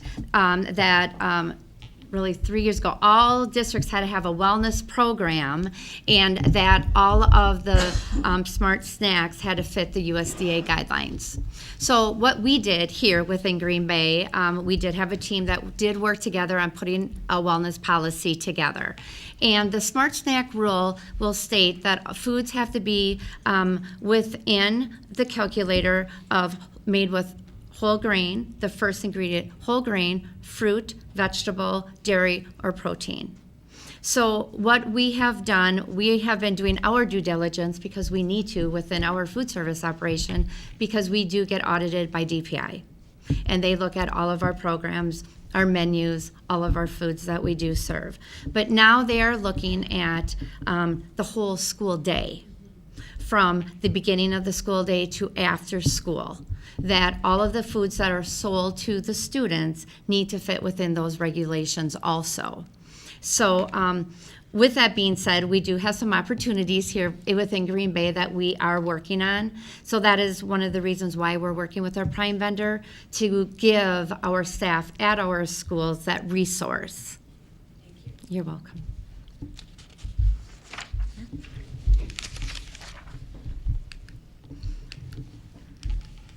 All right, the next is expanding the regulations from USDA. What they have now, they've put out some changes that we could possibly do, that they are saying that we could start offering 1% milk. They are also saying that our whole grain, requires that half of our weekly grains be whole grain, and provide more time. They are going to provide us more time to reduce our sodium levels at our school meals, because our vendors need to do a little catch up with this too. It's some of the items that we purchase, there's still sodium in them. They have to take care of their recipes on their part. So they are working on that. But what our response is within Green Bay is we are going to continue to offer protein-rich skim milk to our students. We want to be able to control the calories that our students are getting. We're already meeting and exceeding this requirement for the whole grain-rich foods. We possibly may be looking at that if we're doing like a sugar cookie or a holiday cookie, that we could offer a regular sugar cookie instead of a whole grain cookie. But that is yet to be determined on that. Allow more time for suppliers to meet demands of further reduced sodium regulations, as I discussed earlier. And then eating healthy now means students are more likely to make healthy choices in their future. It takes time to recycle and to go through that whole process of how this was the norm at one time, and then the new USDA regulations came into place, and then this is just going to become their new norm. So we just have to, it takes time. But as we can see, we've had an increase in our participation. So it's been a benefit for our program. We also are concerned about environmental impacts within our food service operation. As you could see, we had just over 3.1 million meals. So that's a lot of food, but there's also a lot of items that go with that. So we've looked at our compostable paper trays. Last year we had a pilot site, and now at all of our schools we have compostable paper trays. We also, at our schools that have the capacity with dishwashers, we are asking them to use reusable trays. So that's a really great resource for our schools. This is something we're looking at with Edison as well. When we had the opportunity to put in the kitchen, we really desire and need. Yeah. I remember having that discussion about the trays last year. Can you say, just off the top of your head, is the price going down on those? It is. We're actually working with a vendor. They approached us in October at a food show.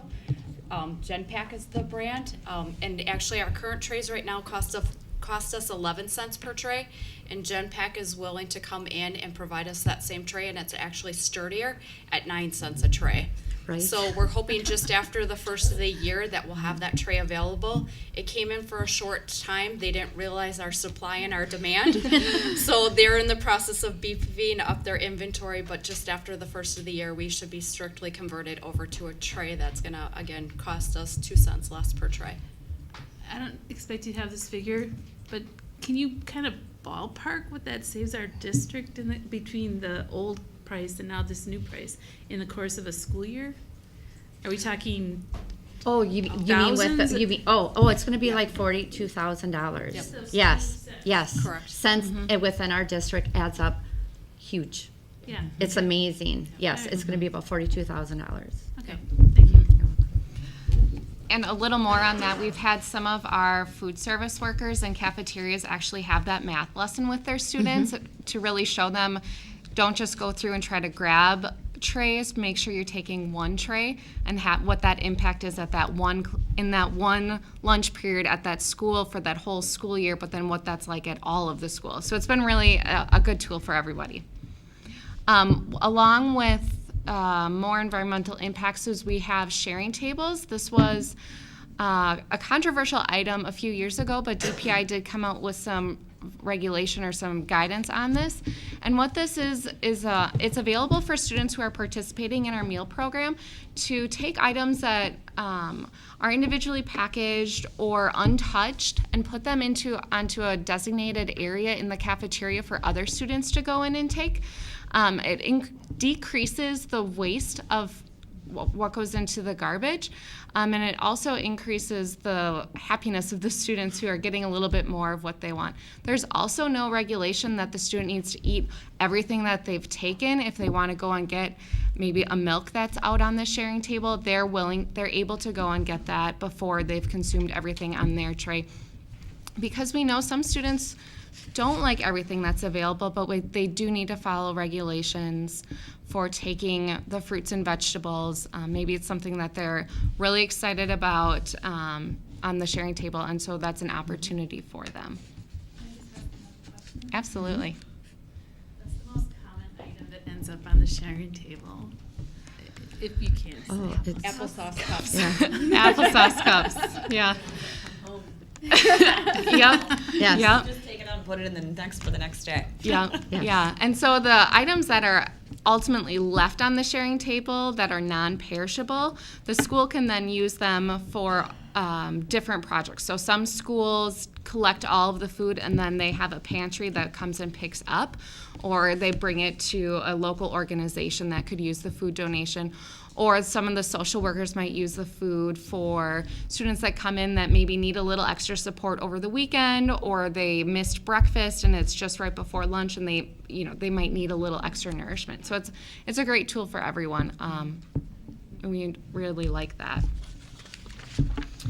We also are continuing our milk carts in recycling. This was started at Weequahic a couple of years ago, and so this has been a great item that we've continued. Also, with our UW Green Bay dietetic intern, she did some data digging for us regarding straws.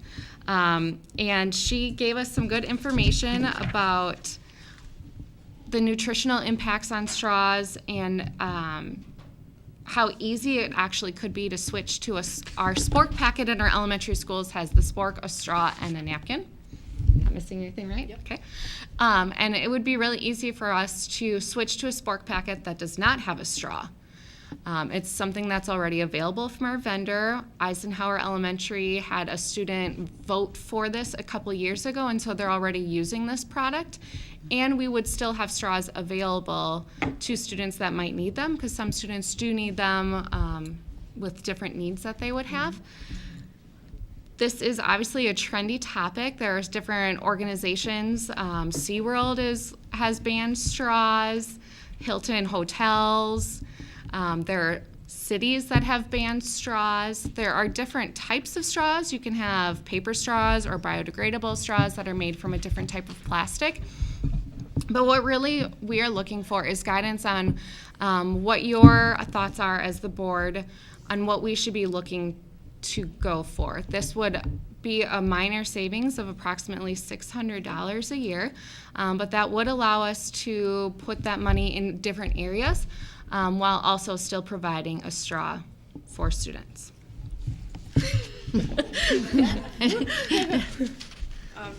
So the straws are primarily used for the milk cartons, right? Correct, yes. So do we know how many straws don't actually get put into the milk carton? Right? Yeah, very good question. Very good question. Because I think that would be interesting to look at. Because then what happens to those straws?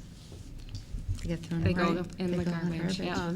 And they're not biodegradable. Right. So Right. I just wonder if we're wasting them in the first place and we're not using them, Yes. possibly.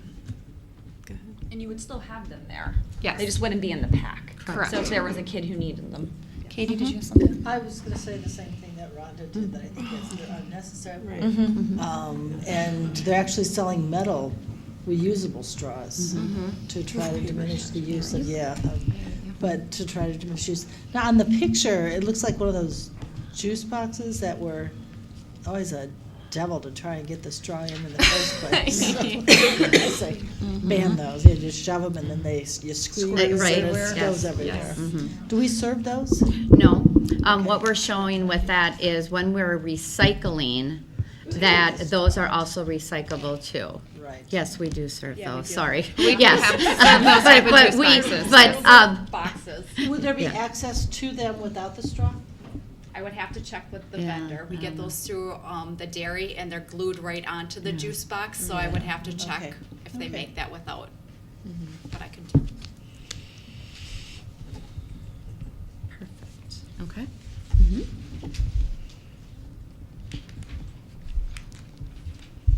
All right, well, this picture right here is different pictures of our thriving workforce. And up in my left corner, everyone's left, is that that's the kettles department, and then also Amy, they went to a Small Victories DPI training, and it focused on special allergies and the diets of the students. And the ladies enjoyed their time going there. Then also the picture right below, that is the 3 managers. That is on the first day of school. On the first day of school, we had a little snafu with our chicken giggles not showing up on time, and we were not going to change the menu on the first day of school. We were not. So all hands were on deck.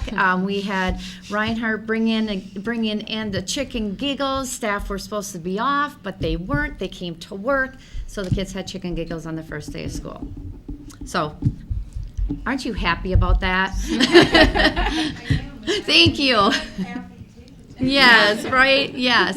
Then the picture in the middle, they're all dressed up as Ratatouille. You can see that's Preble High School staff. How fun is that? Right? Yes, they did that for Halloween. That's how they dressed. Who said you can't have fun working in food service, right?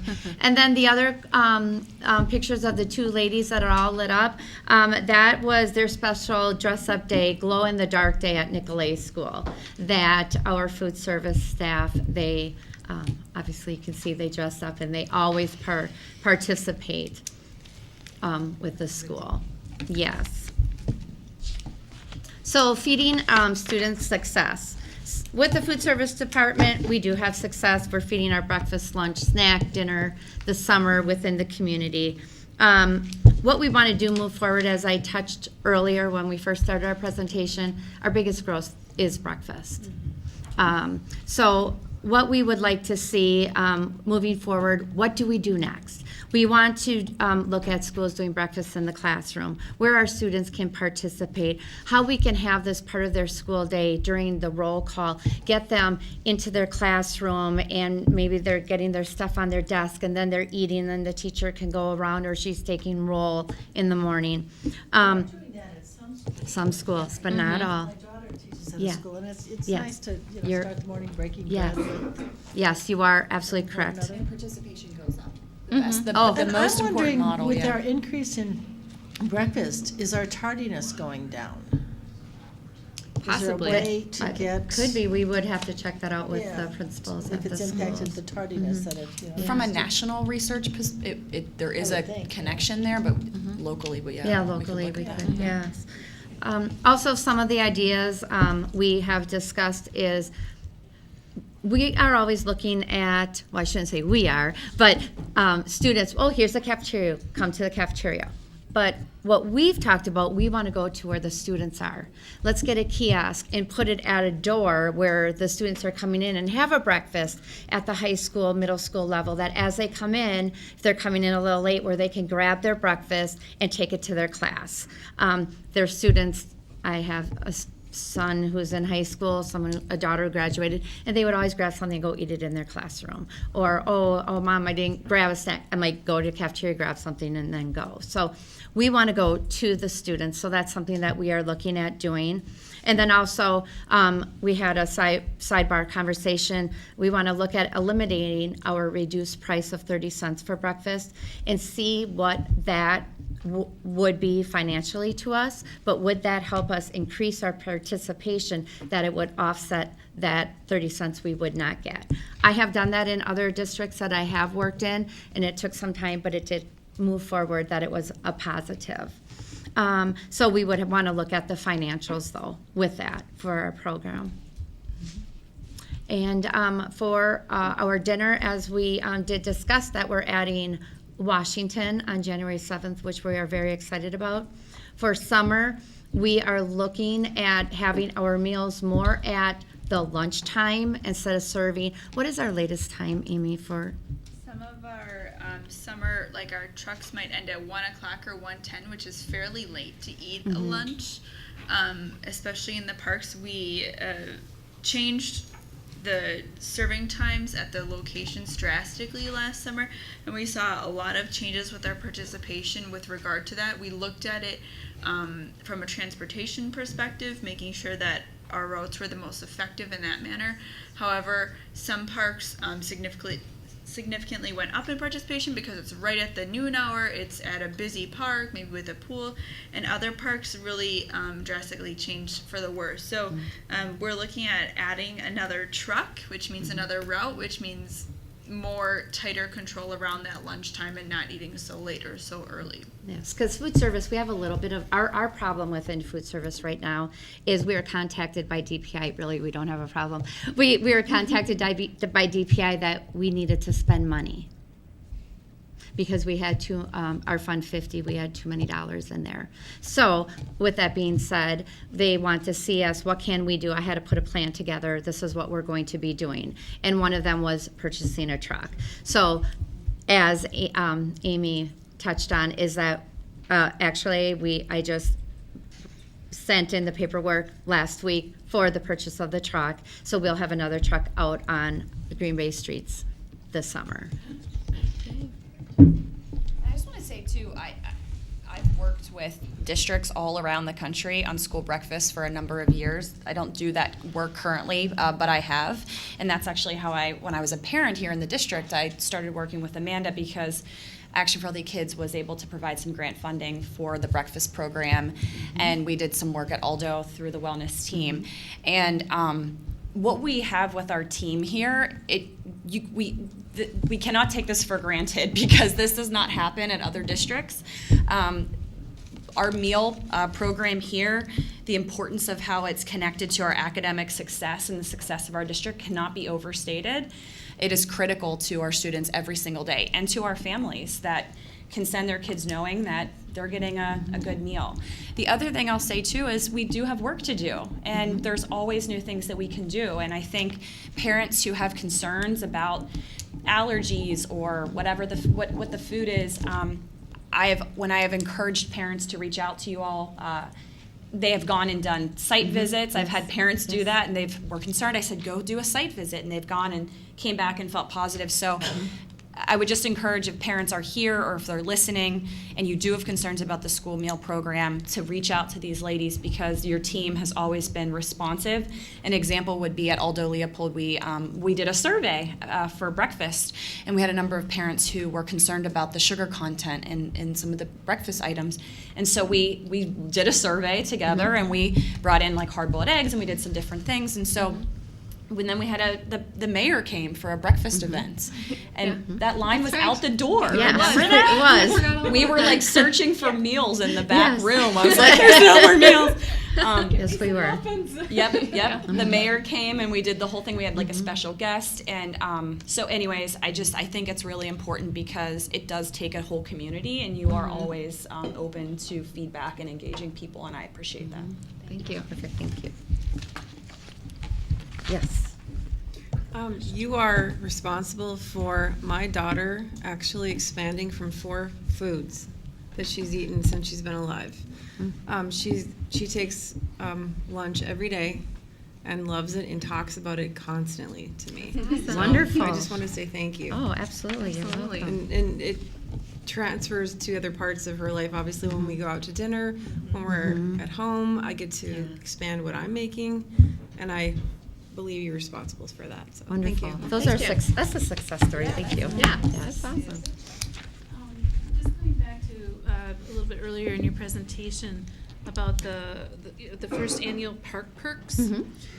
When you have the date for the one this next year, can you let us know that? Like, Absolutely. I totally missed that, and I would like to go to that. Absolutely. For sure. Let's see. Congratulations. Okay. Okay. Well, All right. and make Then sure you I'll get- just try to pay better attention. That's all right. I'll put a little reminder when it comes in.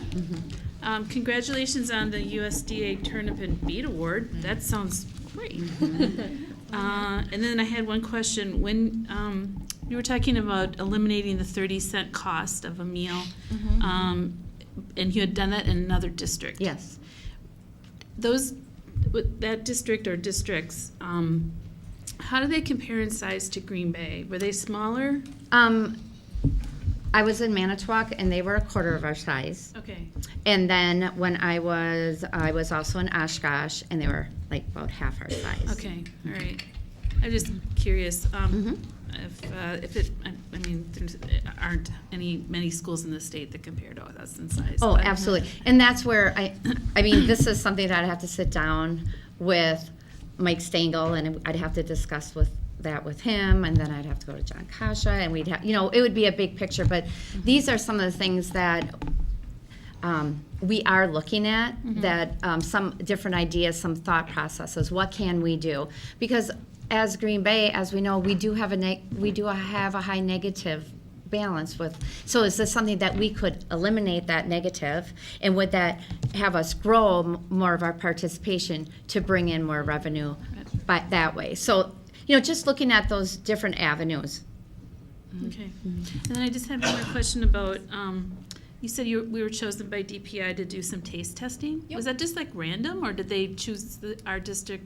Do you know why they chose our district? I'm not sure why they chose our Okay. district. I'm guessing due to our size. Okay. And we do spend over $1 million on our commodity foods program through the DPI program, or through the commodity program, so. All right. I was just curious if there was like a particular reason why they chose Green Bay. I'm sure that was. It's awesomeness. Okay. Dumb question. Nope. No, that was good. That was so good. All right. Thank you so much. All right, perfect. Thank you. As you leave, I want to express my gratitude and also the responsiveness you have for staff and for leaders, principals. You know, the sharing table came out of a request of staff and principals at one of our schools, and the team was very responsive immediately. And I also want to thank you. I know you went above and beyond, and the whole team, when we had that terrible, terrible storm, and everything was. They're laughing, so that's a good thing. We need to. But to you, kudos to you, and to keep everything just moving under pretty dire circumstance is nothing short of exceptional, and it really speaks volumes. Thank you. To how important you see your work in the well-being of children. So I want to thank all of you, and please extend our gratitude to your team as well. Absolutely. And Mike Stengel, we looked at pictures and went, oh my, oh my, oh my. Anyway, so thank you for that. You bet. And hopefully it looks pretty normal It's by now. I looking need to very come nice, back. actually. Thank you. Yeah, Kudos. thank you. All right. Do you want to take, I've got Washington, do you want to go right into that, or take 5, or? In deference to Washington, okay. All right. Then the next item we have is Washington Middle School update, and I want to invite John Magus, Principal Cindy Olson, and Executive Director Judy Wiegand to the table to give us an update. And it looks like Katie DeVillers is coming as well, so welcome all of you.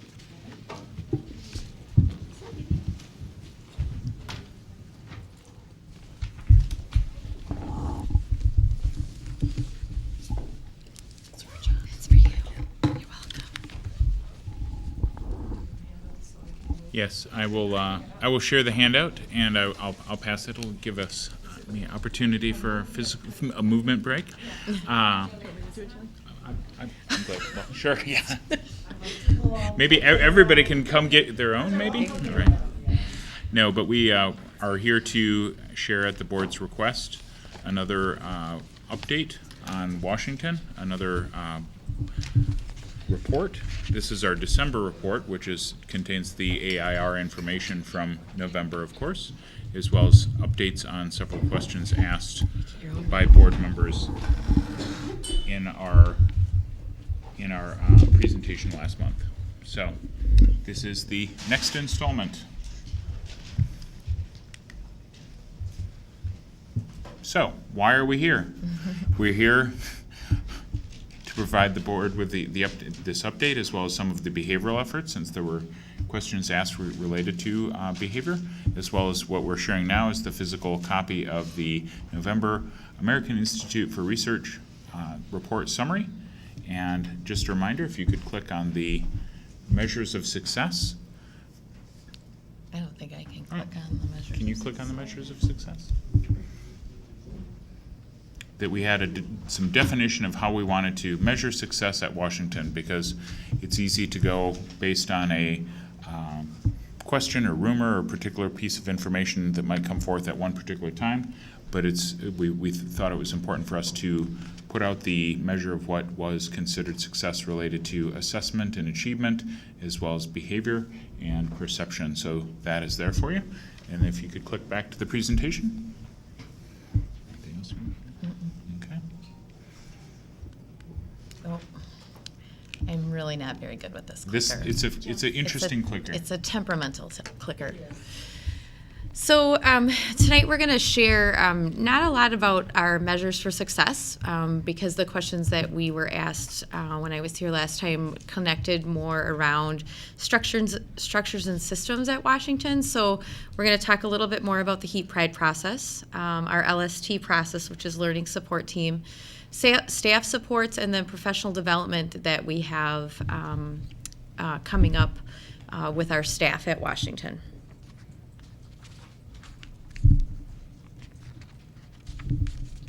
Oh, I can click. I can click, but I didn't. I looked over. Sorry about that. So specifically about the Heat Pride process, I provided some data because that was the question that was asked last time. So how many students are accessing the Heat Pride Level 4 and Heat Pride Level 3 process? So we took 2 weeks of data in November, the 19th to the 30th, which is 8 school days. And in those 8 school days, 131 students were a Heat Pride 3. So they've gone through the Heat Pride 1 process. Teachers asked them to change their behavior, follow expectations. They've done Heat Pride Level 2. Again, that's a redirection in the classroom, an offer of choices. And the student says, this just isn't working for me. I need a Heat Pride 3. So in those 8 days, 131 times a Heat Pride 3 was called. And that was 77 different students accessed that resource, which is about 10% of our school population. In that same time period, there were 64 Heat Pride 4 calls, and that was 44 students, which is 5.7% of our school population.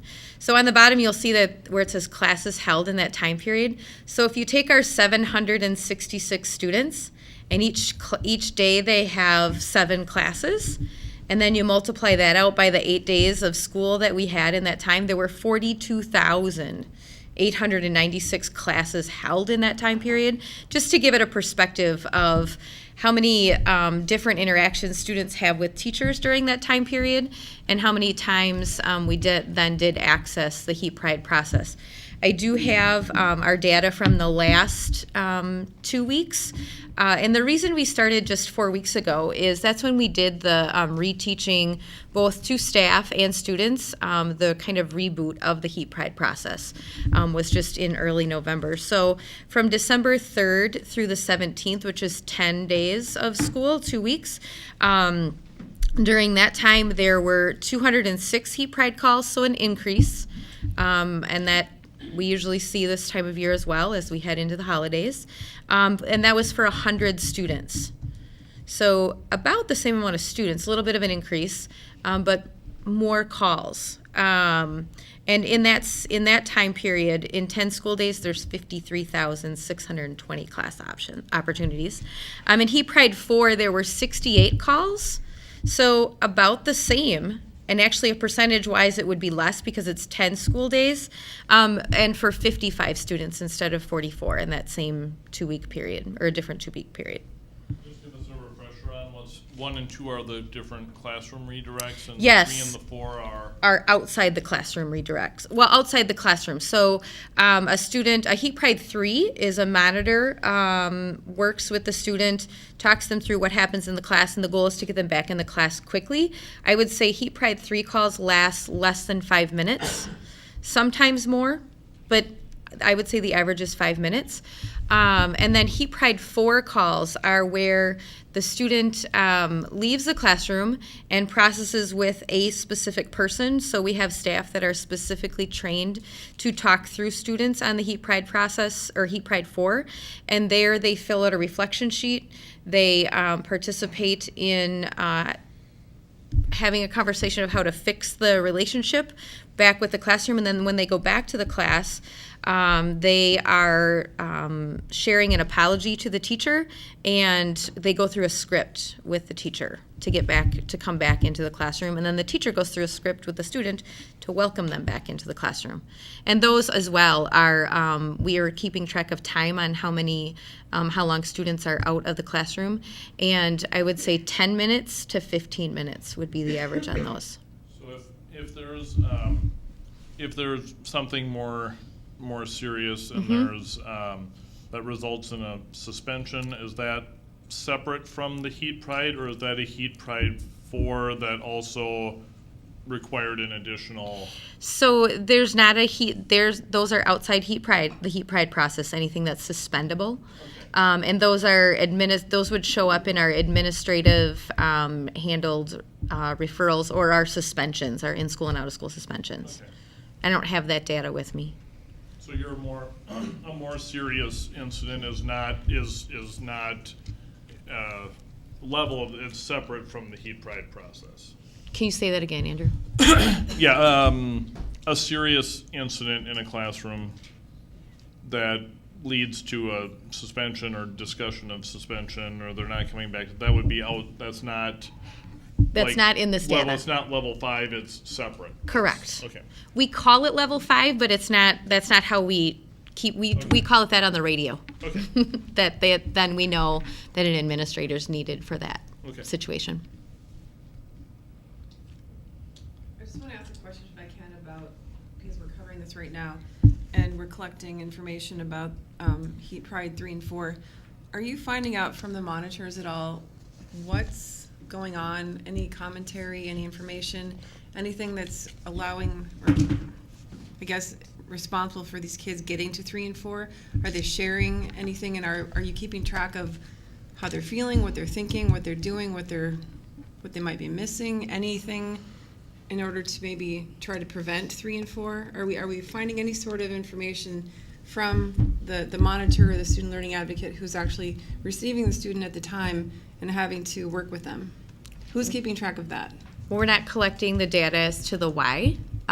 We just know that a student is identifying that they need to be out of the room, and the teacher's identifying that they need to be out of the room. So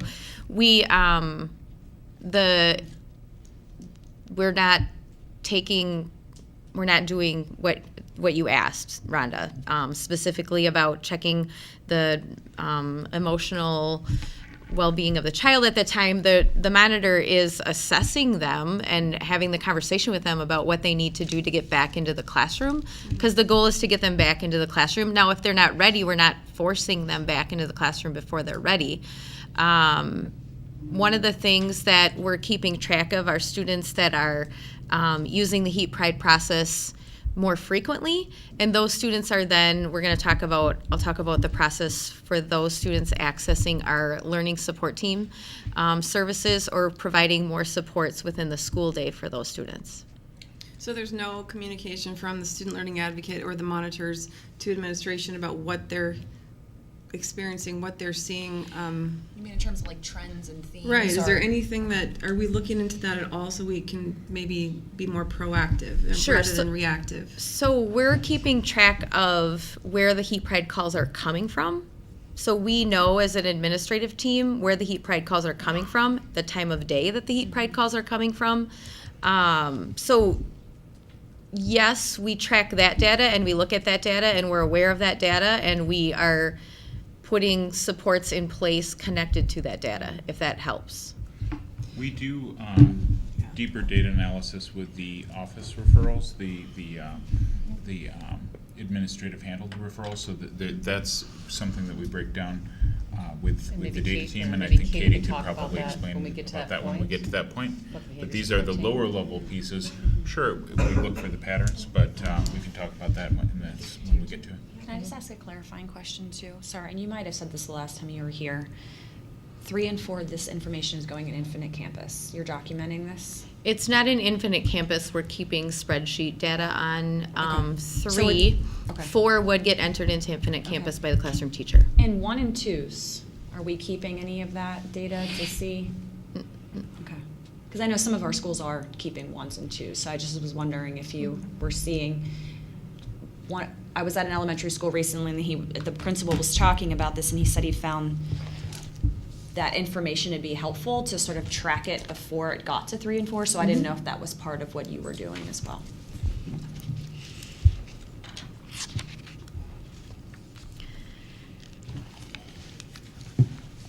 Our learning support team has been very active this school year. We did change the process for our 6th grade Heat Pride learning support team process so that we could support and serve more students. Because our 6th grade is broken up into teams, we can address the students that are on those individual teams within the 6th grade, so we can meet a greater number of students and support a greater number of students with that LST process to help them be more successful in school. So far this year in our LST meetings, we've developed plans for 30 students. And then with our Tier 2 data connected to Heat Pride, we have served an additional 12 students at the 6th grade,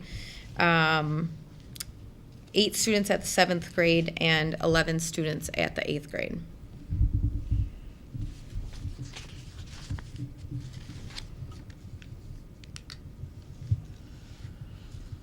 Sure. And so in trying to address some of the pieces regarding the well-being of our faculty and staff, because we know that this is very difficult work, very challenging work. And so I was working with Jean Marsh. There was a proposal put together last year with a counseling company, and I am playing phone tag with that individual right now. But the proposal talked about taking a look at resiliency, anxiety reduction, mindfulness, and stress management.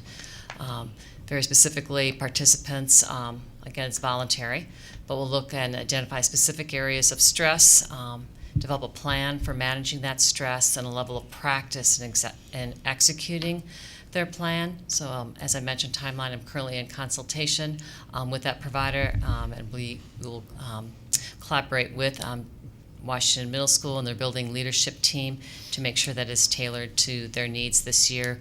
And I am hopeful that we will have something in place as we start the new year, the calendar new year. Mm-hmm.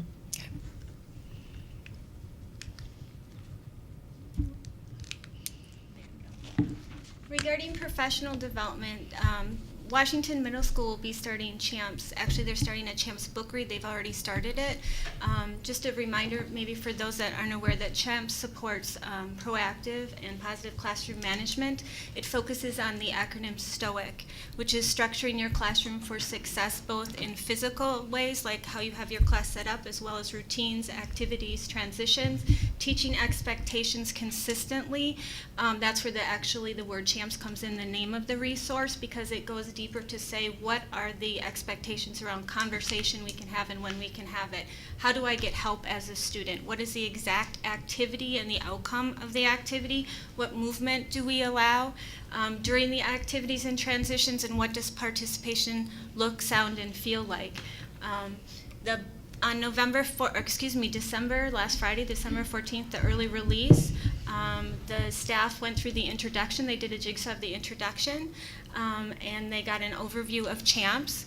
On January 25th will be the next book read, chapter 1 of the book read, and they will continue the book read for a total of 6 sessions through the second semester. Then training will occur, yet to be designed and determined exactly, but with full implementation in the following school year, 18-19.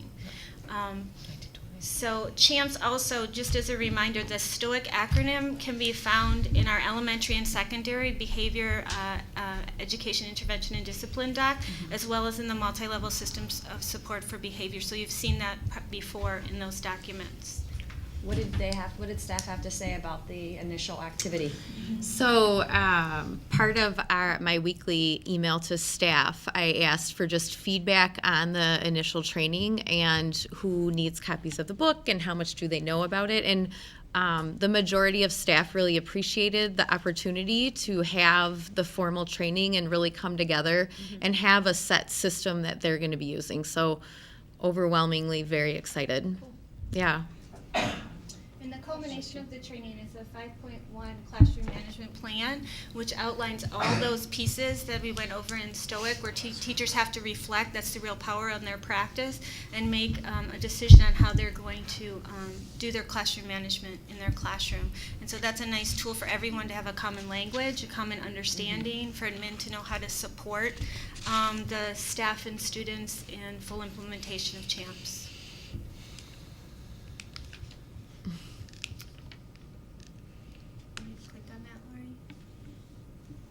This is a document that was put together by our district behavior support team.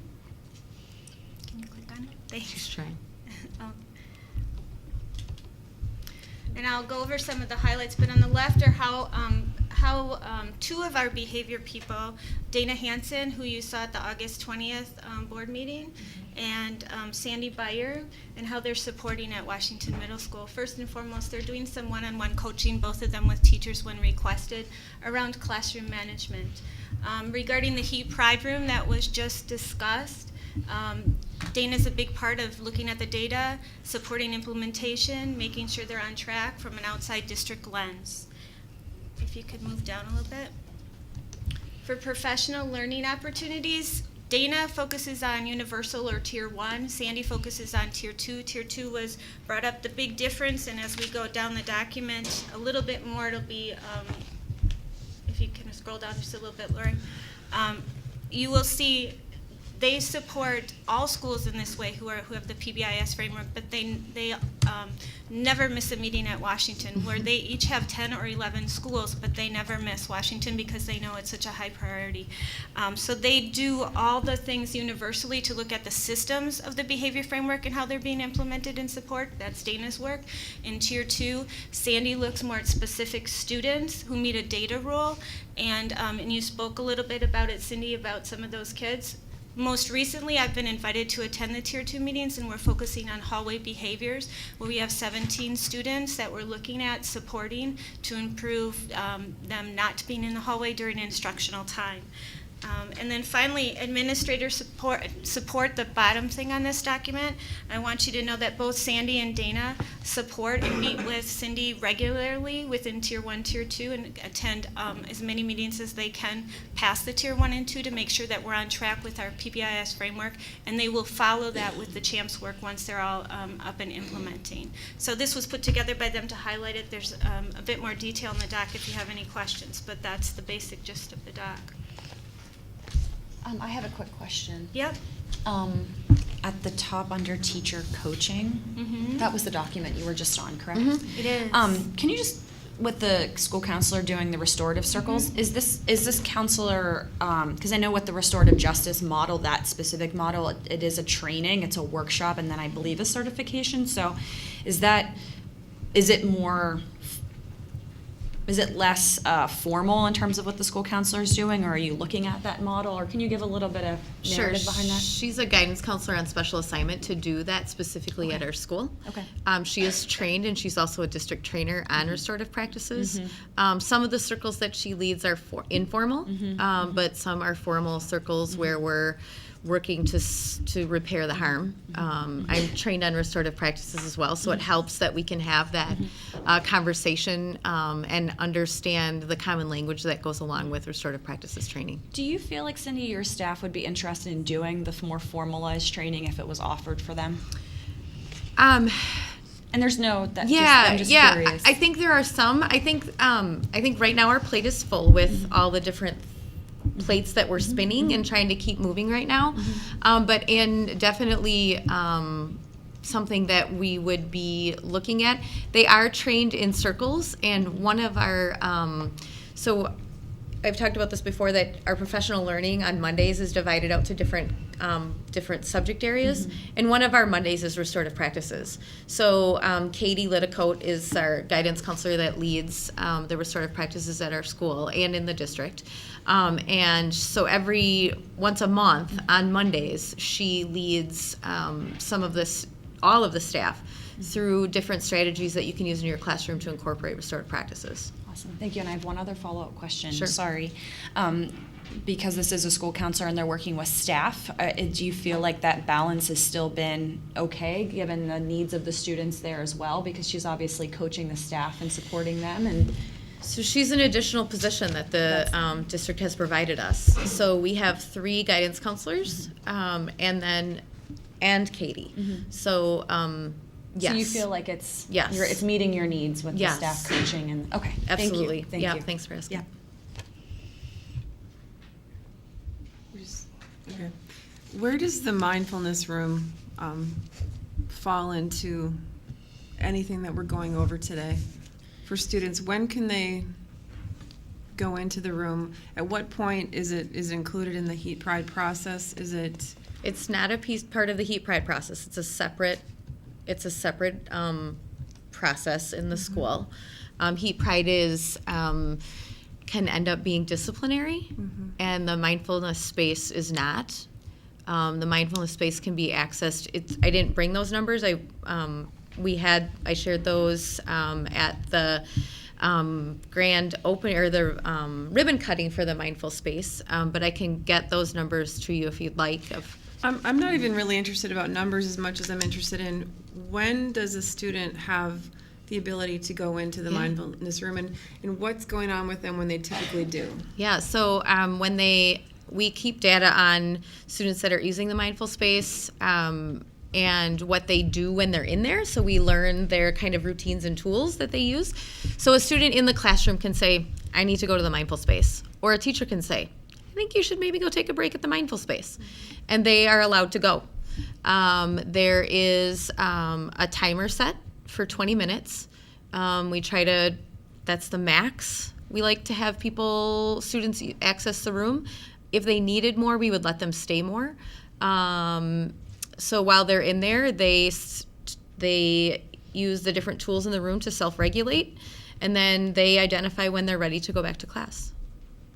Is there ever a time when students are at Heat Pride 3 and 4 when they're experiencing some crisis or something that maybe they're offered an opportunity to go into that room? So Heat Pride 3, I would say yes, if through the conversation that they're having, walking, talking, the monitor may realize that this is really more about you not being able to self-regulate right now. What do you think about the mindful space? So then moving to the mindful space. I'm not sure with Heat Pride 4. It may be after they go through the processing process before they go back to the classroom teacher. It might be a place where it would fit in. I'm not saying that we wouldn't tell a student that they can't go in there. The data's kept different. So I can't say that there's not a Heat Pride 4 kid that hasn't gone then to the mindful space. So I don't know if I'm answering your question, Rhonda. No, I guess what I'm really interested in knowing what they're feeling, what they're thinking, why they end up in 3 and 4 in the first place. I'm really interested in that. Yeah, so that's the Heat Pride 4 process, those questions are asked as part of the processing to go back to class. What were you thinking at the time? What should you have done? How can we help you next time? What do you need from me? That's a question on there that they say to the teacher. From you, I need blank to be successful. So they come up with requests in the classroom to help them be successful the next time. And in the Heat Pride room, I know there's someone in there handing out the sheets, but is there a counselor that's available or anyone else in that room that's there for them for support? Our monitors are amazing at providing support. If it would be something beyond the ability of our monitors, they would reach out to guidance, absolutely. And Beth Jakowski, who is our teacher on special assignment in our dean role, she absolutely understands the system, and all of our monitors do too, about how to get additional emotional support for students, that it's not just a behavior thing, that it's something bigger than a behavior thing. They know that, and they reach out when needed. If I can piggyback on that, going over the Heat Pride room descriptor, the support system, you've got the Heat Pride monitor meetings that are occurring to check on what is working and what is not working. Who attends those meetings? The monitors, obviously, and then administration, and then Beth Jakowski, our SLAs, our student learning advocates, and our school resource officers. So it's a big brainstorming meeting, what's working, what's not working. Okay, so then that can be discussed at that time. Mm-hmm. That's well. Thank you. And do you have any of those findings tracked or that you're able to share in those meetings? The notes no, I don't have that. Speaking for myself, I'd be really interested in what kind of conversations are happening and what people are finding and what they're hearing. Because I think what's important, and I've walked the hallways with the monitors and the student learning advocates, and hearing from the kids what they're experiencing, what they're dealing with, and what they're needing, I think is a really critical piece of everything that's going on there. And so I think it'd be interesting to see if there is a pattern, if there's something that's mentioned by multiple students, if there's something that they're really telling us or we're not asking as part of it. Yeah, Mm-hmm. trends and themes. All right. The two students who spoke at the mindfulness ribbon cutting were very articulate in how they and why they used. It was very impressive. Yeah, they were amazing. Very effective. I think, if I could, one of the things that in the experience, even in my visiting Washington as well, is I think part of what goes back to is sometimes students don't know how they're feeling. So those are critical questions that need to be asked, and sometimes they just need space. I mean, I think we all know that as former principals and parents. We see that, but I think root cause analysis, if there's patterns, that's one thing. Sometimes each child has their own uniqueness that needs to be just approached differently, to make sure that they have what they need. Absolutely. It can vary significantly. So. We are very excited, and thank you for the opportunity to get supper started at Washington. The idea started here, and having that be something that's happening for our students in January is very exciting. We met with all students today. We did our grade level meetings. We usually meet on Mondays with students, and seeing their faces when I shared with them that we're going to be starting supper in January, and it starts at 2:55 and it goes until 3:25, and staying after if you have a sport or a club, and they just were like, really? Like, we're going to get to eat supper at school? And so I'm really excited to see how many students we have staying and seeing how that works. So an invitation to come by and join us for supper. Sure. It could be an early supper for you. There you go. Yeah. And these are gluten-free options. You just have to let them Was know. I looking for gluten? No, I'm just letting people know because I'm not the Lori, can you go back to the PowerPoint? The other thing that we're doing is trauma-sensitive schools training. So that is part of the school safety grant that the district received, and we just started that training at Washington with the district, or with a building-wide training on Module 1, and then we'll work through the other modules before June, before the end of the school year.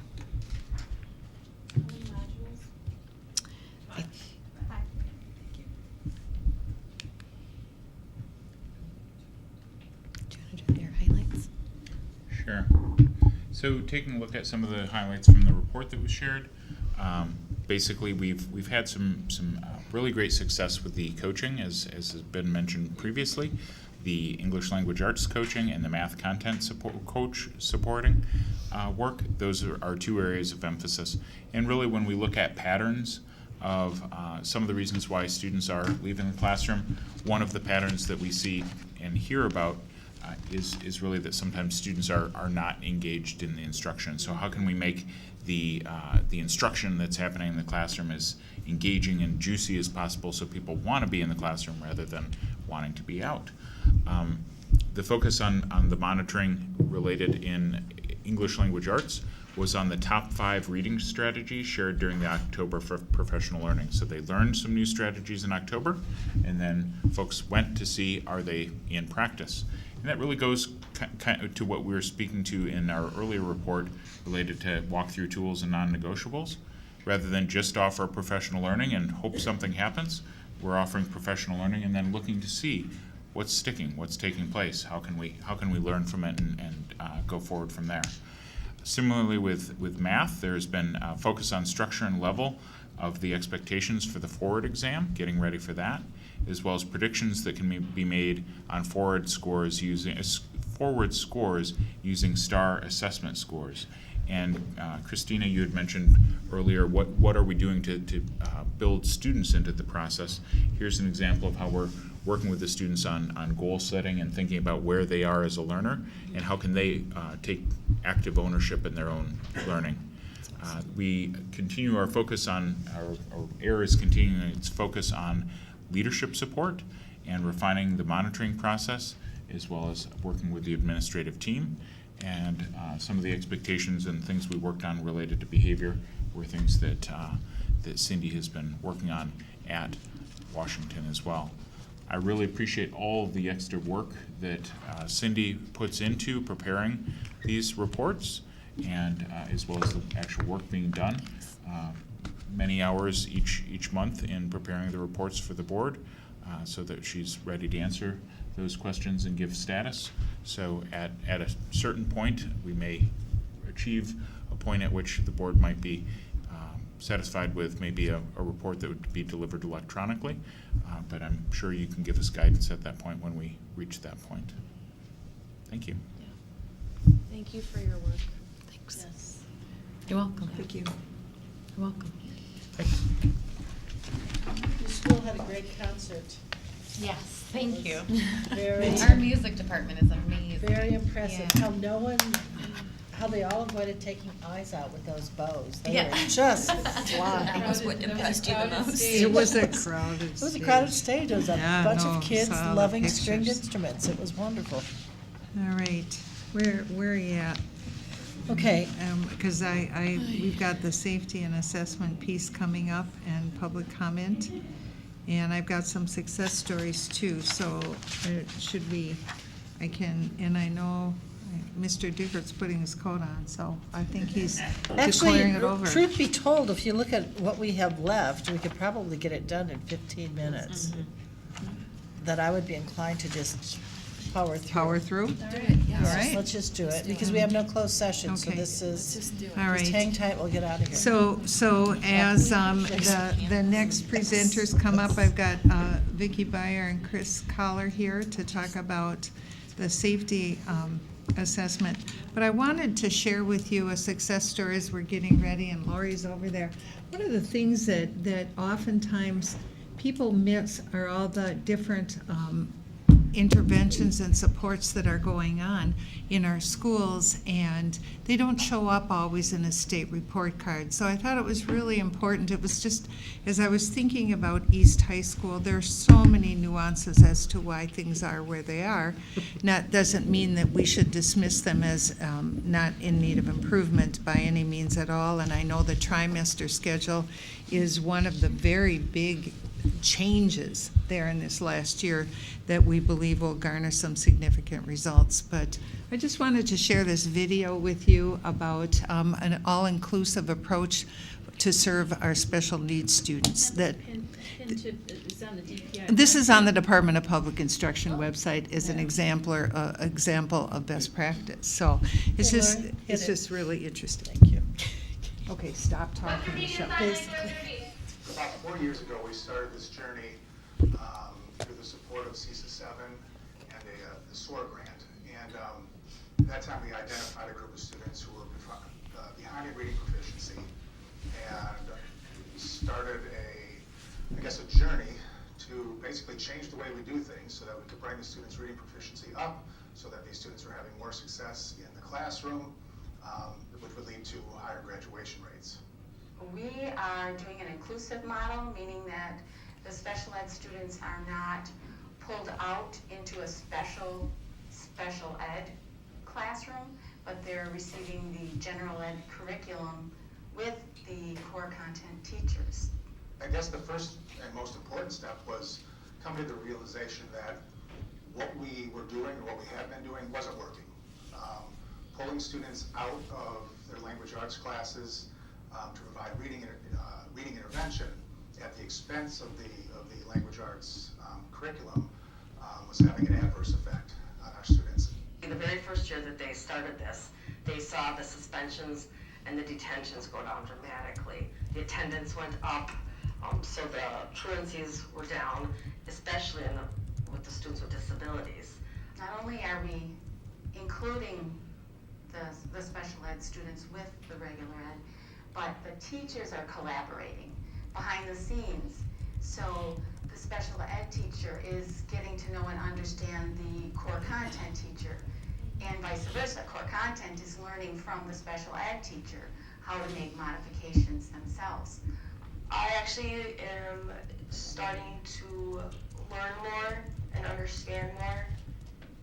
My note-taking skills before, when I was getting pulled out for different things, were bad. My notes were all over, but now I'm strict on my notes, and I'm actually learning everything I need to learn. And it feels nice actually being in a normal class with everyone and just staying there for the whole class. The students are seeing potential in themselves that they didn't see before. They're seeing that the teachers see potential in them, and that they're a student first and a label second. For me, when I was getting pulled out, there was a label stigma with those kids that kept getting pulled out, but I overcame that by succeeding as far as I needed to go. yes, I am in still team talk classes, some of them, but I'm not labeled because no one knows that it's for me. It's just a normal class. They think that you just need more help. So I overcame that label of being special ed. We're making a difference. We are increasing the reading scores and showing the kids that they can achieve. So they're going to be motivated longer than just this year. They're going to be motivated and know they can do it all the time, not just today or last year. That's impressive. I'm glad you brought that forward. All right. That's it. Thank you. Being awarded the school safety grant has brought on some additional requirements, and that brings us here to you tonight. So Chris will explain what we're asking for approval of. Do we need to make a motion? You should make the first motion. Entertain the first motion? Discuss it. So moved. Oh, no, I'm sorry. Here we go. Yep. I move that the Board of Education shall accept for purposes of board review the written on-site safety assessments as presented, which were conducted in consultation with local law enforcement on the dates noted in the assessment for all district school buildings, sites, and facilities that are regularly occupied by district students. Is there a second? Oh, second. Now we can have discussion. Just if you have any questions. Does anyone have any questions? Hearing none, roll call, Sandy? Becker? Aye. Sitnikov? Aye. Maloney? Aye. Shelton? Aye. McCoy? Aye. Pass 5-0. The next motion, please. I move that the Board of Education has reviewed and approves the school safety plans as presented for all district school buildings, sites, and facilities that are regularly occupied by district students, and directs the administration to file a copy of the school safety plan with the Office of School Safety. Second. Questions? Hearing none, we'll move that. Sandy, Becker? roll call. Aye. McCoy? Aye. Sitnikov? Aye. Maloney? Aye. Shelton? Aye. Pass 5-0. Thank you. Thank you. Thank you. Thank you for all your work on this. Yes. That concludes my briefing. Thank you. Legal Sorry. Department has no update. I've never done that before, so. That's okay. Intercity Student Council report. Hello. I'm joined tonight with Claire from Southwest. She's Hi, also Claire. a senior. And so we recently had our quarterly meeting with the board where we discussed building temperature concerns and the dress code. And so we've put a new policy kind of in place with ICSC where we have a student from each school that discusses what we talk about with our principals when we return. And that's been really great for the schools to make sure we're continuing that conversation on. And then Claire with Southwest. Okay, sorry. So for Southwest, we started up on Spirit Week this week, which is kind of an all-inclusive where everyone can dress up. Like today was Cozy Weather Day, where we wore like flannels and cozy socks and stuff. Tomorrow's Whiteout Day, where you just wear like snowflakes and stuff like that. We're really excited because there's the assembly at the end of the week. We have, for Key Club, we have a kindness tree where each ornament represents like a gift you can get for somebody in need. So that's kicked off. We're on day 82 of 100 Days of DECA, which is 100 days of random acts of kindness. I'm co-running that event, so we're excited to almost end it. Yeah. We're starting. Enough with the random acts of kindness. Yeah, it's a lot, but we're having fun. Our musical just started. It's Footloose, and it's coming out in February, I believe. So our basketball boys are undefeated, and we actually beat Bayport for the first time in around 20 years, I think. So it was a big deal for our guys' team. And then, yeah, and then our math team is doing really well too. In the past 3 meets they've been, they've either placed first or second. So they've been doing really well. And then for East, what I could find from their announcements, they have a canned food drive going on right now, and they just had their Buff Puff, which was really successful. So it's kind of like Powder Puff, but it's boys volleyball. Yeah, and then so Preble, they had a silent auction for their student art, and I heard that that went really well. Their softball is starting up, and they're doing like lifting programs and stuff like that, as well as their GBU lacrosse team. And their bowling team seems to be doing really well because they won at one of the senior award tournaments recently. And then for West, we just had a skin cancer holiday night and drive, so we made tie blankets and holiday cards for the pediatric oncology unit at St. Vincent's, and we also had a art supply drive because a lot of those supplies can't be reused because of the low immune systems of the kids in the hospitals.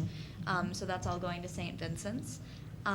We have our NHS student appreciation or teacher appreciation time of year where all of our NHS members write thank you cards and give gifts for the different teachers at the school and the different departments like the student services department and the special ed department. We're currently, for student council, prepping for Silent Night, and so this year we are donating to McKinney-Vento and the Wildcat Closet with what we earn from the event. Our IB students, our year twos, have turned in their extended essays, and they've finished their IAs in groups 3, 4, and TOK. So group 3 is, hold on, I know it. That's okay. Group 4 is science. Group 3 is history. Okay. And then TOK is theory of knowledge, which is kind of a philosophy class. And then we also have a coffee club that started up this year that the school store and the special ed department run. So coffee and hot chocolate and different teas are available for purchase, and we have punch cards for them. And then every Friday, the special ed department takes orders from the teachers and delivers that first hour, which is great for them to get some time to socialize with different teachers and students. And then I think that concludes everything for ICSC. Thank you. Thank you. All right, legislative liaison report. Laura. We have 3 items. The first one is the WASB resolutions. Every year at the annual WASB convention, which is coming up in late January, there is a delegate assembly in which the resolutions are adopted by the delegates that represent the state's school districts.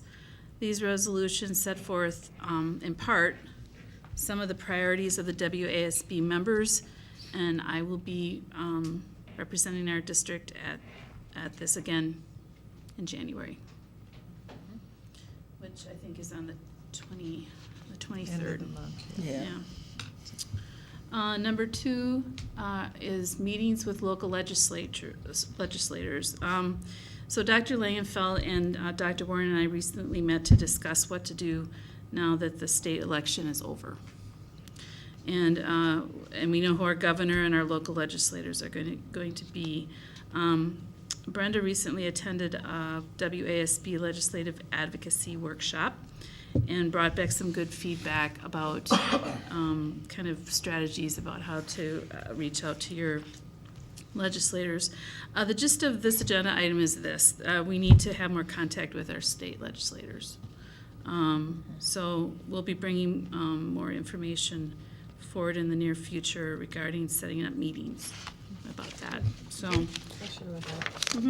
So does that mean as a board we have to have, or we should be having more contact, or in general, or? Well, I first initially thought that I kind of envisioned myself going down to Madison and having meetings with people. But in the past, what is more efficient is to have them come to us, either maybe in multiples. Typically, we invite them on a Monday or a Friday because that's when they're back in their home turf. And do it that way. So I mean, I don't know if as an individual. I mean, I see mine all the time at the Y. Yeah. I have conversation often. But are you saying like organized? As a board. Okay. Doing maybe just a little bit more organized outreach with what our district is, the priorities that we see. We could go to the Y and Or we could all show up at your workout. I mean, I'm just saying, I would hope we're having those anyway, if we can. Yeah, so sometimes I think if I could, we have had groups of all the, Senator Cole, Senator Hansen come in partnership, and then all of the representatives from across the district. So they come from different parties as well. And we've had them meet collectively for a breakfast. We've had those kinds of opportunities. We've also met with them one-on-one in the past, and then we've also invited them to come in and meet with our parents to talk, and parents can talk about their concerns and what issues they have as well, and afford them that opportunity to, hear our needs, but also to hear from our community and our families as well around school issues. So we've done it a variety of ways, and the most important thing is that relationship. It's nice that you see someone at the Y on a regular basis, because then you build a relationship in addition to, so when things get, issues come up, or there's bills that you even want folks to carry, on behalf of our community or our needs, it's really important to have those relationships as well. Number 3 is the Blue Ribbon Commission on school funding. Just something that I saw on the Legislative Fiscal Bureau website that I think some of you might find interesting is that they have released some briefs papers that highlight some of the topics that were raised during the public hearings with regard to school funding. And I really recommend that you go. There's a link on the WASB website, or you can just go directly. Yeah, some of the topics. There's 19 different topics. School levy tax credit funding, special education categorical aid, sparsity aid, mental health. There's quite, kind of the big items that got a lot of repeat attention and testimony from various groups at these hearings. And I think you'd find them interesting. So do you have anything else to add to that, Michelle? Yeah, Wednesday is the meeting with the Blue Ribbon Commission in Madison, so we'll all be regathering, and those particular topics that show up on that document really are the reoccurring themes. For me personally, I keep going back to the importance of making sure that the children who come to school are ready to learn, whether they enter, when they're little, that school readiness piece, but also to something you said earlier, Rhonda, is the importance of being able to embrace that child when they come in the door, and what are the non-negotiables. And one of the pieces around school finance is really around making sure we have the resources needed to meet the needs of students who may have life circumstance that doesn't afford them all that other children have. So it's really looking at ensuring that we have the resources financially to be able to meet needs regardless of a student's background. Our bilingual funding has been at 8% reimbursement, which is significantly low, and so that's part of one of the items. Another one is really around students who identify as poverty levels, and those additional resources, mental health, 4K, some of those early interventions that are so critical that we know. So in that list there is a whole host of things. For me, it's really looking at, and what I've been speaking to, special education, huge reimbursement opportunities that we could garner some additional resources. In addition, talking about world-class teachers and how we make sure we have the resources to support and develop our teaching force to ensure we have the best in front of our kids. So a lot of good things. I have a question for you about Sure. that. So at these gatherings, so you're having testimony, you're talking about all this. The people that need to hear this, that make the decisions, that have in the past few years been the ones who haven't been as generous with the funding, what's their reaction to this? And what are they doing with this information that you're sharing with them? Are they going back to their caucus? Are they talking about it? Are they? And the leadership, this is an appointed committee with, through Robin Voss. And the leadership is Joel Kitchens, who many have talked to in our community, and also Senator Olson. And the goal now will be to go back with and define specific recommendations, and then they'll take those back in terms of the priorities. I think the piece that will be very important is that as things, what we anticipate will happen is that recommendations often from committees like this, they roll out, everyone goes, oh, okay. And I think that the importance of this, and we've been having conversations even locally with folks on the Partners in Education, is really pushing and continuing that effort around making sure that we keep telling the story in partnership with our business communities about the importance of investing in children and the recognition that if we don't invest, we will find ourselves in places we don't want to be for our state and for our children that we serve. I think it's been an ongoing discussion among our superintendents, but again, what will happen is as people's agendas come out, and that'll come with the governor. When Dr. Evers comes forward, obviously things are coming out right now. We'll have to keep moving forward with those conversations and keeping that information in front of people and those recommendations. Otherwise, they can go away. And on that, are we sharing why and maybe some evidence of things that don't sound so great and aren't warm and fuzzy with them so that they can recognize in real time what that looks like when you don't have it?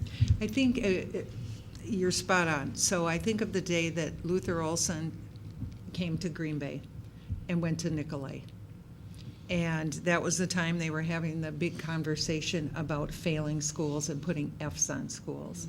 And the legislature was moving in that direction very swiftly.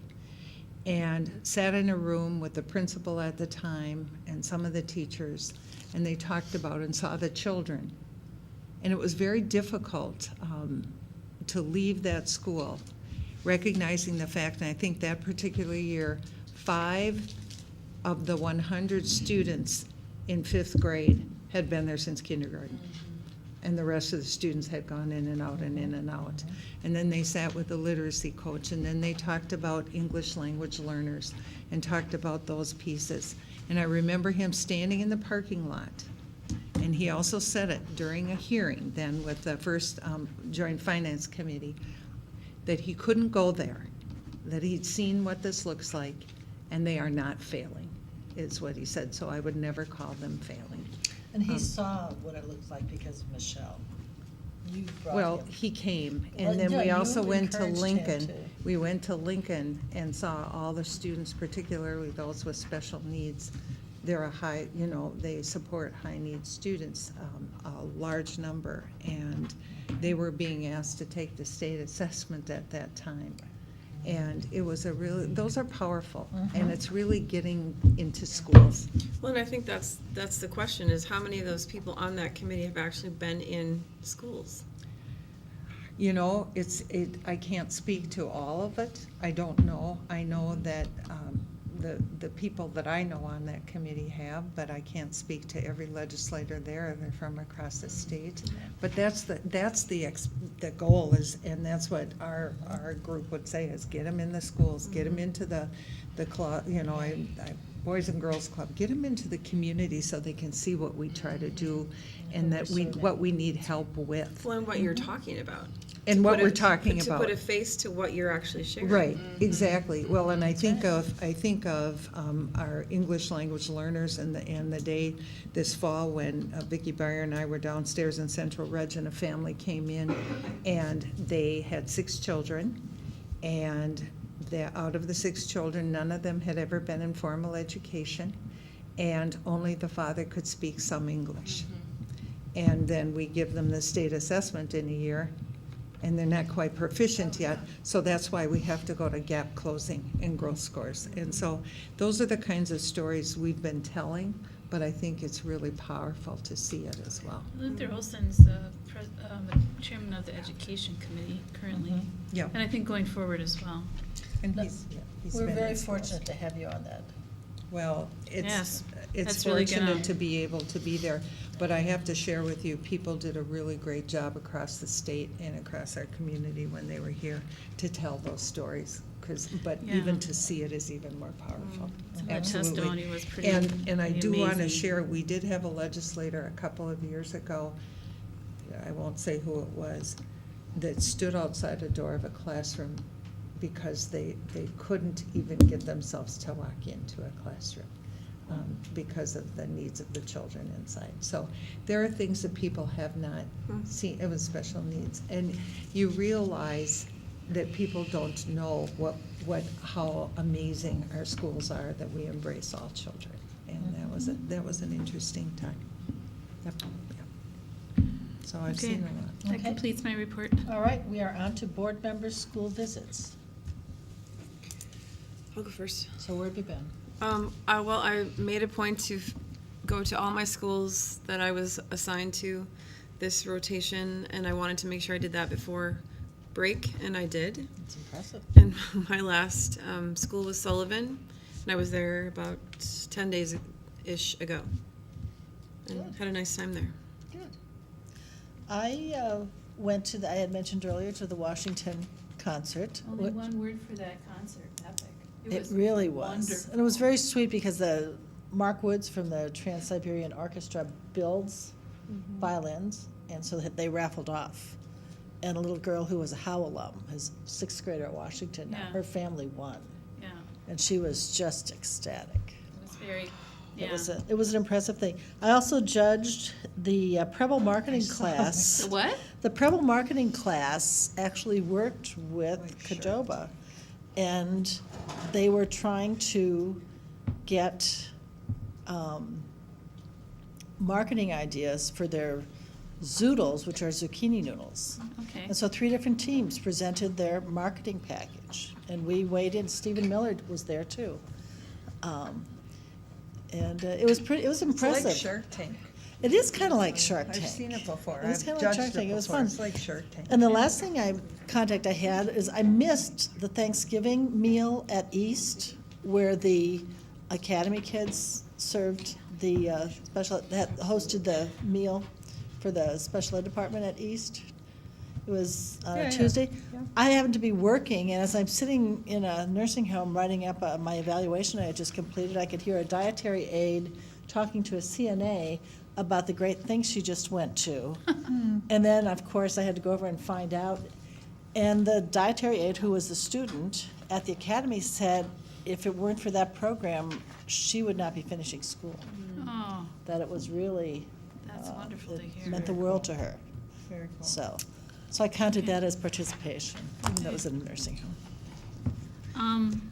So I went to the ribbon cutting at the Wellness Room at Washington Middle School. Then I also went to the concert. That was my first time in that auditorium since the renovation. Nice job. And boy, is it beautiful. I remember going to the, last year to the, Mulan Jr. and you could hear about every third word that the kids were saying, and the sound system needed so desperately to be Well, replaced. half the kids needed to turn their mics on, too. Well, and that was, yeah, some of it was that too, but it was the sound system, the lighting, the nice colors, the new carpet, the new seats, really, a really, really good space for our community.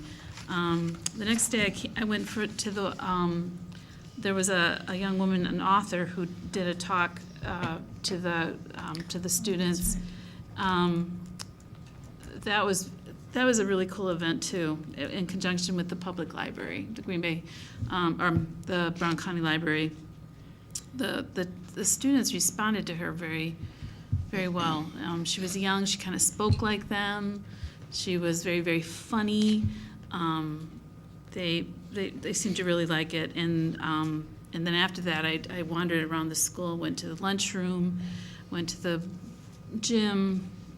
Pretty calm all around. So that was good. And then I went to an advisory board meeting out at the Oak 4K, out at the Wildlife Sanctuary. That was last week.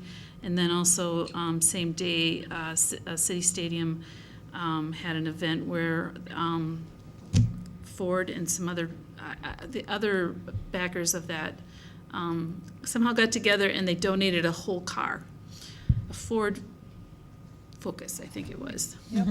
And they were, you could tell they're just itching to take it apart, put it back together.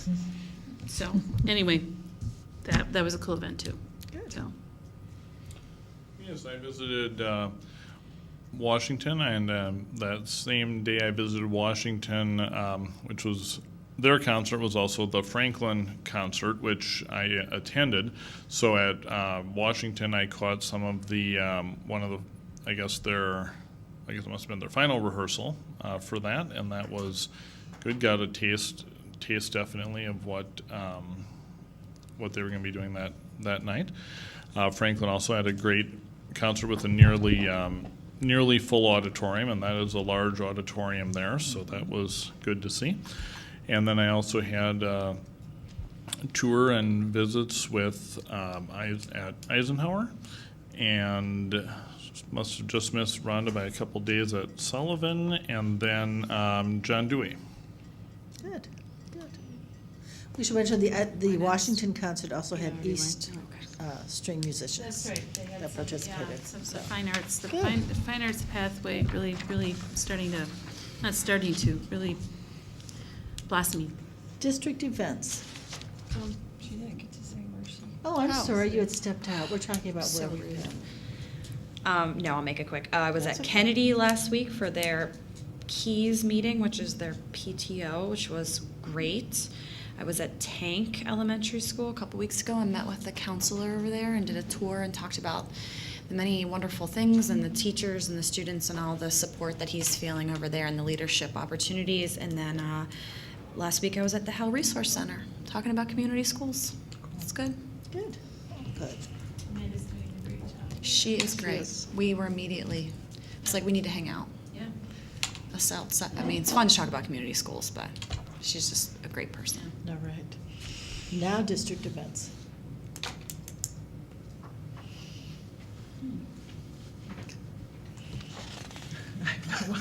You told me to stop talking. Only with I just want to get the video started. You can talk again. Wrap it up.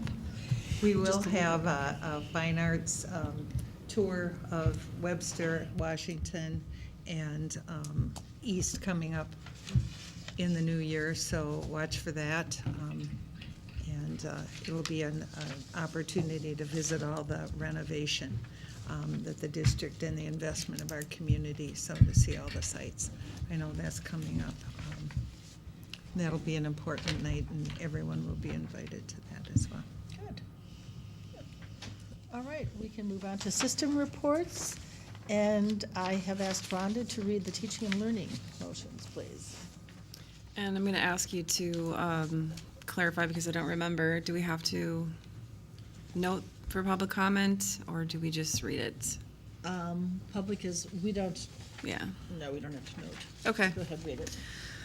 Okay, moving forward, that the school start time study be approved. Is there a second? Second. Any discussion? Andrew? So what, in approving this motion, what all aspects are we approving? I mean, is this where if I want it to be in writing that there's a minimum of 5 students, that we do that now? Yeah, I think he did that he did an adjustment to that document, so. It's already done. He put that in there, I think. Did I get in the? Oh, you didn't, okay. So we don't have it, but it is. No, we didn't. So, but I think if there's specific criteria, but he did add that as if I. Is there no monetary attachment to that study? Because I don't see one here. Oh, there wasn't a range in the document that I provided the first meeting that would range from, at minimum, it's $25,000 for 2 years. Okay, is there a reason we don't have it in our motion, though? Because of the amount it was under, it was a low amount, and usually the board doesn't approve. So. Right. It was within, it was under the. What is it, 100, 50? 100,000, but but at minimum, it would be 2 years for 25,000. Okay, And that just would be, in case someone would ask what it was, and yeah. I would be able, okay. Yeah, and that was there last Yeah, I week. just don't remember what that Right, was. and at the time we discussed And that the, it was under yeah. the limit. Yeah, that- and then the maximum, though, if we use all of it, was like 42, but I don't anticipate we would do it all. Okay. So, but again, what I would do and what I would offer, so that everyone is comfortable, is making sure that when we'll send out who would be included, and if you board wants additional people or gaps that you think, because Jeff just put that together as a framework of people he would bring in. So if Right. there's others missing, he's happy to fill it in, and but he did make that adjustment for students. And I didn't mean parents as 5 well. is the number, I meant no less than. Yep. It probably Yep. should be more. And then, what about the issue, and I guess it's probably easier to just, any category that a board member says is missed, well, it's pretty easy just to probably throw one in, but I think the issue of whether or not and I understand the facilitation, but as far as a citizen, committee member, chair and vice He chair. put that in there, too. Did he change to that Yep, he system? did. Okay. Yep. See, So you'll send that to us? yeah. And then you Thank can you. give us feedback if there's additional, and that's why unfortunately he was here and he would have, Clarified it. yeah. Yeah. Right, so. Okay, so what I'm about to vote on, although we didn't have the written update, I'm voting on something that has already been updated to be a proposal that includes at least 5 students and an elected chair and vice chair? Yes, and what I would offer, though, is that what you're voting to approve is the study itself, and that the pieces and the details of the study will be finalized. We can get that out to the board to make sure that we can even bring that part back, but I want to just get the wheels in motion. Sure. So Okay. what we're approving is moving forward with the study. Well, I mean, my vote would be no, try again and come back if it didn't have the 5 students, but I guess I'm not worried about that because it's been very clearly stated, so. Yeah, okay. I've got was it 4 or 5, Sandy? That's what I got to go back and look. I didn't count, but I will go back right now. All right, any other questions or concerns? Hearing none, Sandy? Shelton? Aye. Maloney? Aye. Sitnikov? Aye. McCoy? Aye. Becker? Aye. Pass 5-0. Do I say move? What's that? Do I say I move? Just say that. Yeah, I move. Okay. I move that the supplemental funds grant available to increase program hours in Head Start as presented be approved. Second. Any questions or concerns? Sally Jansen and Ann Barsh gave us a rundown on this last time. Sandy, please. McCoy? Aye. Becker? Aye. Maloney? Aye. Sitnikov? Aye. Shelton? Aye. Pass 5-0. I move that the proposed course updates and new courses for the 2019-20 school year as presented be approved. Second. Any questions? This is not making any overall change to the course description book. It's just about the discussed courses, right?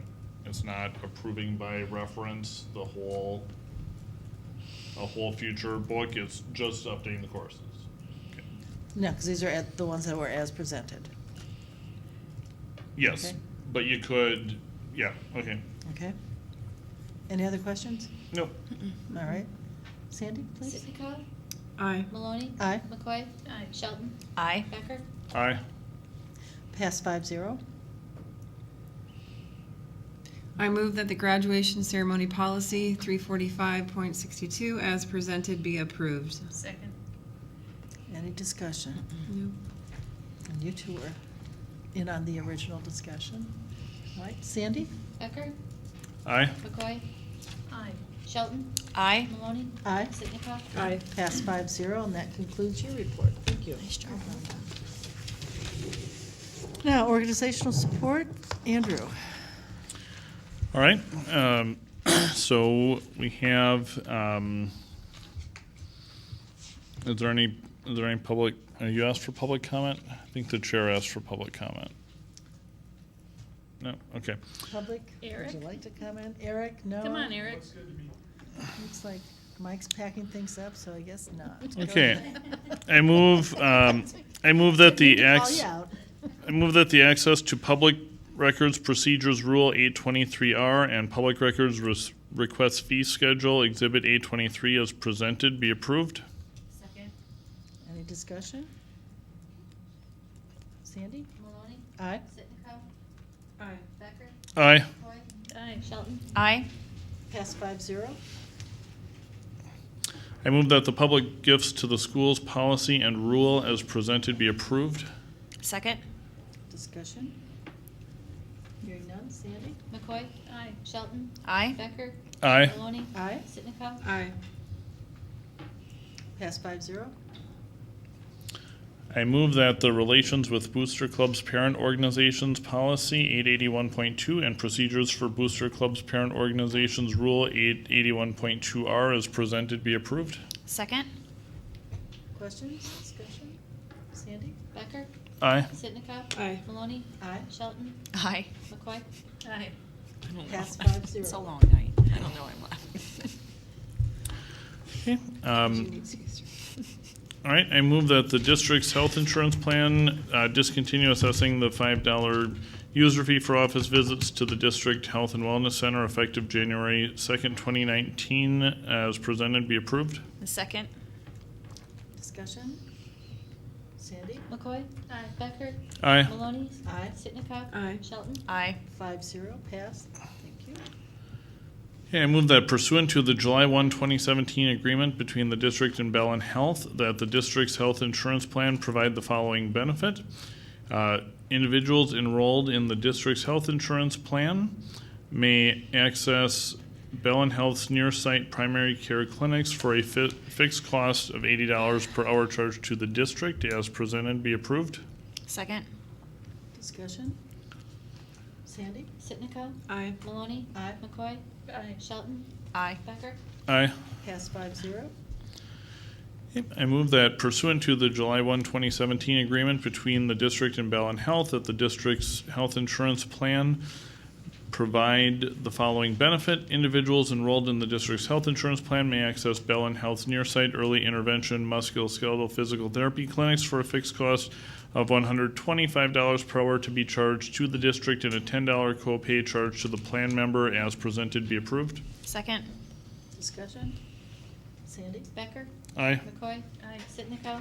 Aye. Maloney? Aye. Shelton? Aye. Pass 5-0. I move that the employee handbook policy as presented be approved. Second. Discussion? Sandy? Shelton? Aye. Maloney? Aye. Sitnikov? Aye. McCoy? Aye. Becker? Aye. Pass 5-0. I move that the consent agenda items as presented be approved. Second. Discussion? I'm sad about a resignation. Me too. Mm-hmm. Making eye contact there. All right. Can I get Sandy? my thumbs down? Becker? Aye. McCoy? Aye. Shelton? Aye. Maloney? Aye. Sitnikov? Aye. Pass 5-0 begrudgingly. All right. Then we have. Keep it on. Upcoming. Yep, go ahead. Can I go back to an item?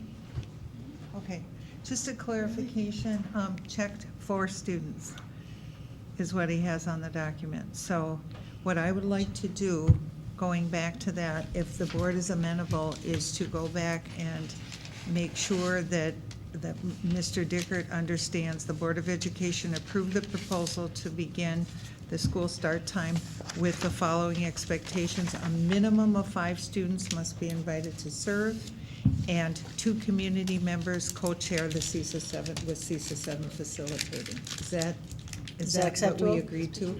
Okay. Perhaps giving the benefit of the doubt, perhaps he think he had maybe said 1 high school, 1 middle, and maybe he went 4 high, 1 middle, but it probably should be more than that He anyways. did 3 high school, 1 middle is what I Okay, could see. okay, So that's we'll get it fixed. a little disappointing, Alright. but okay. But it's just, we need to put it Okay. out there, so I'll get that in writing for I'll entertain a motion to adjourn.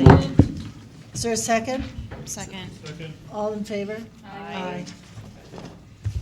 We are adjourned.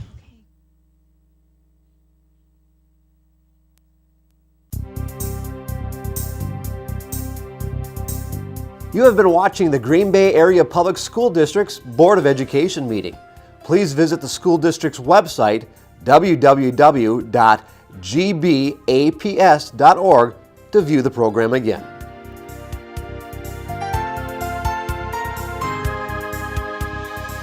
If you cannot fully access the information on this video, please let us know the accessibility issue you are having by calling 920-448-2025 or by email at communications@gbaps.org. We will try to provide the information to you in an alternative format and/or make the necessary improvements to make the information accessible.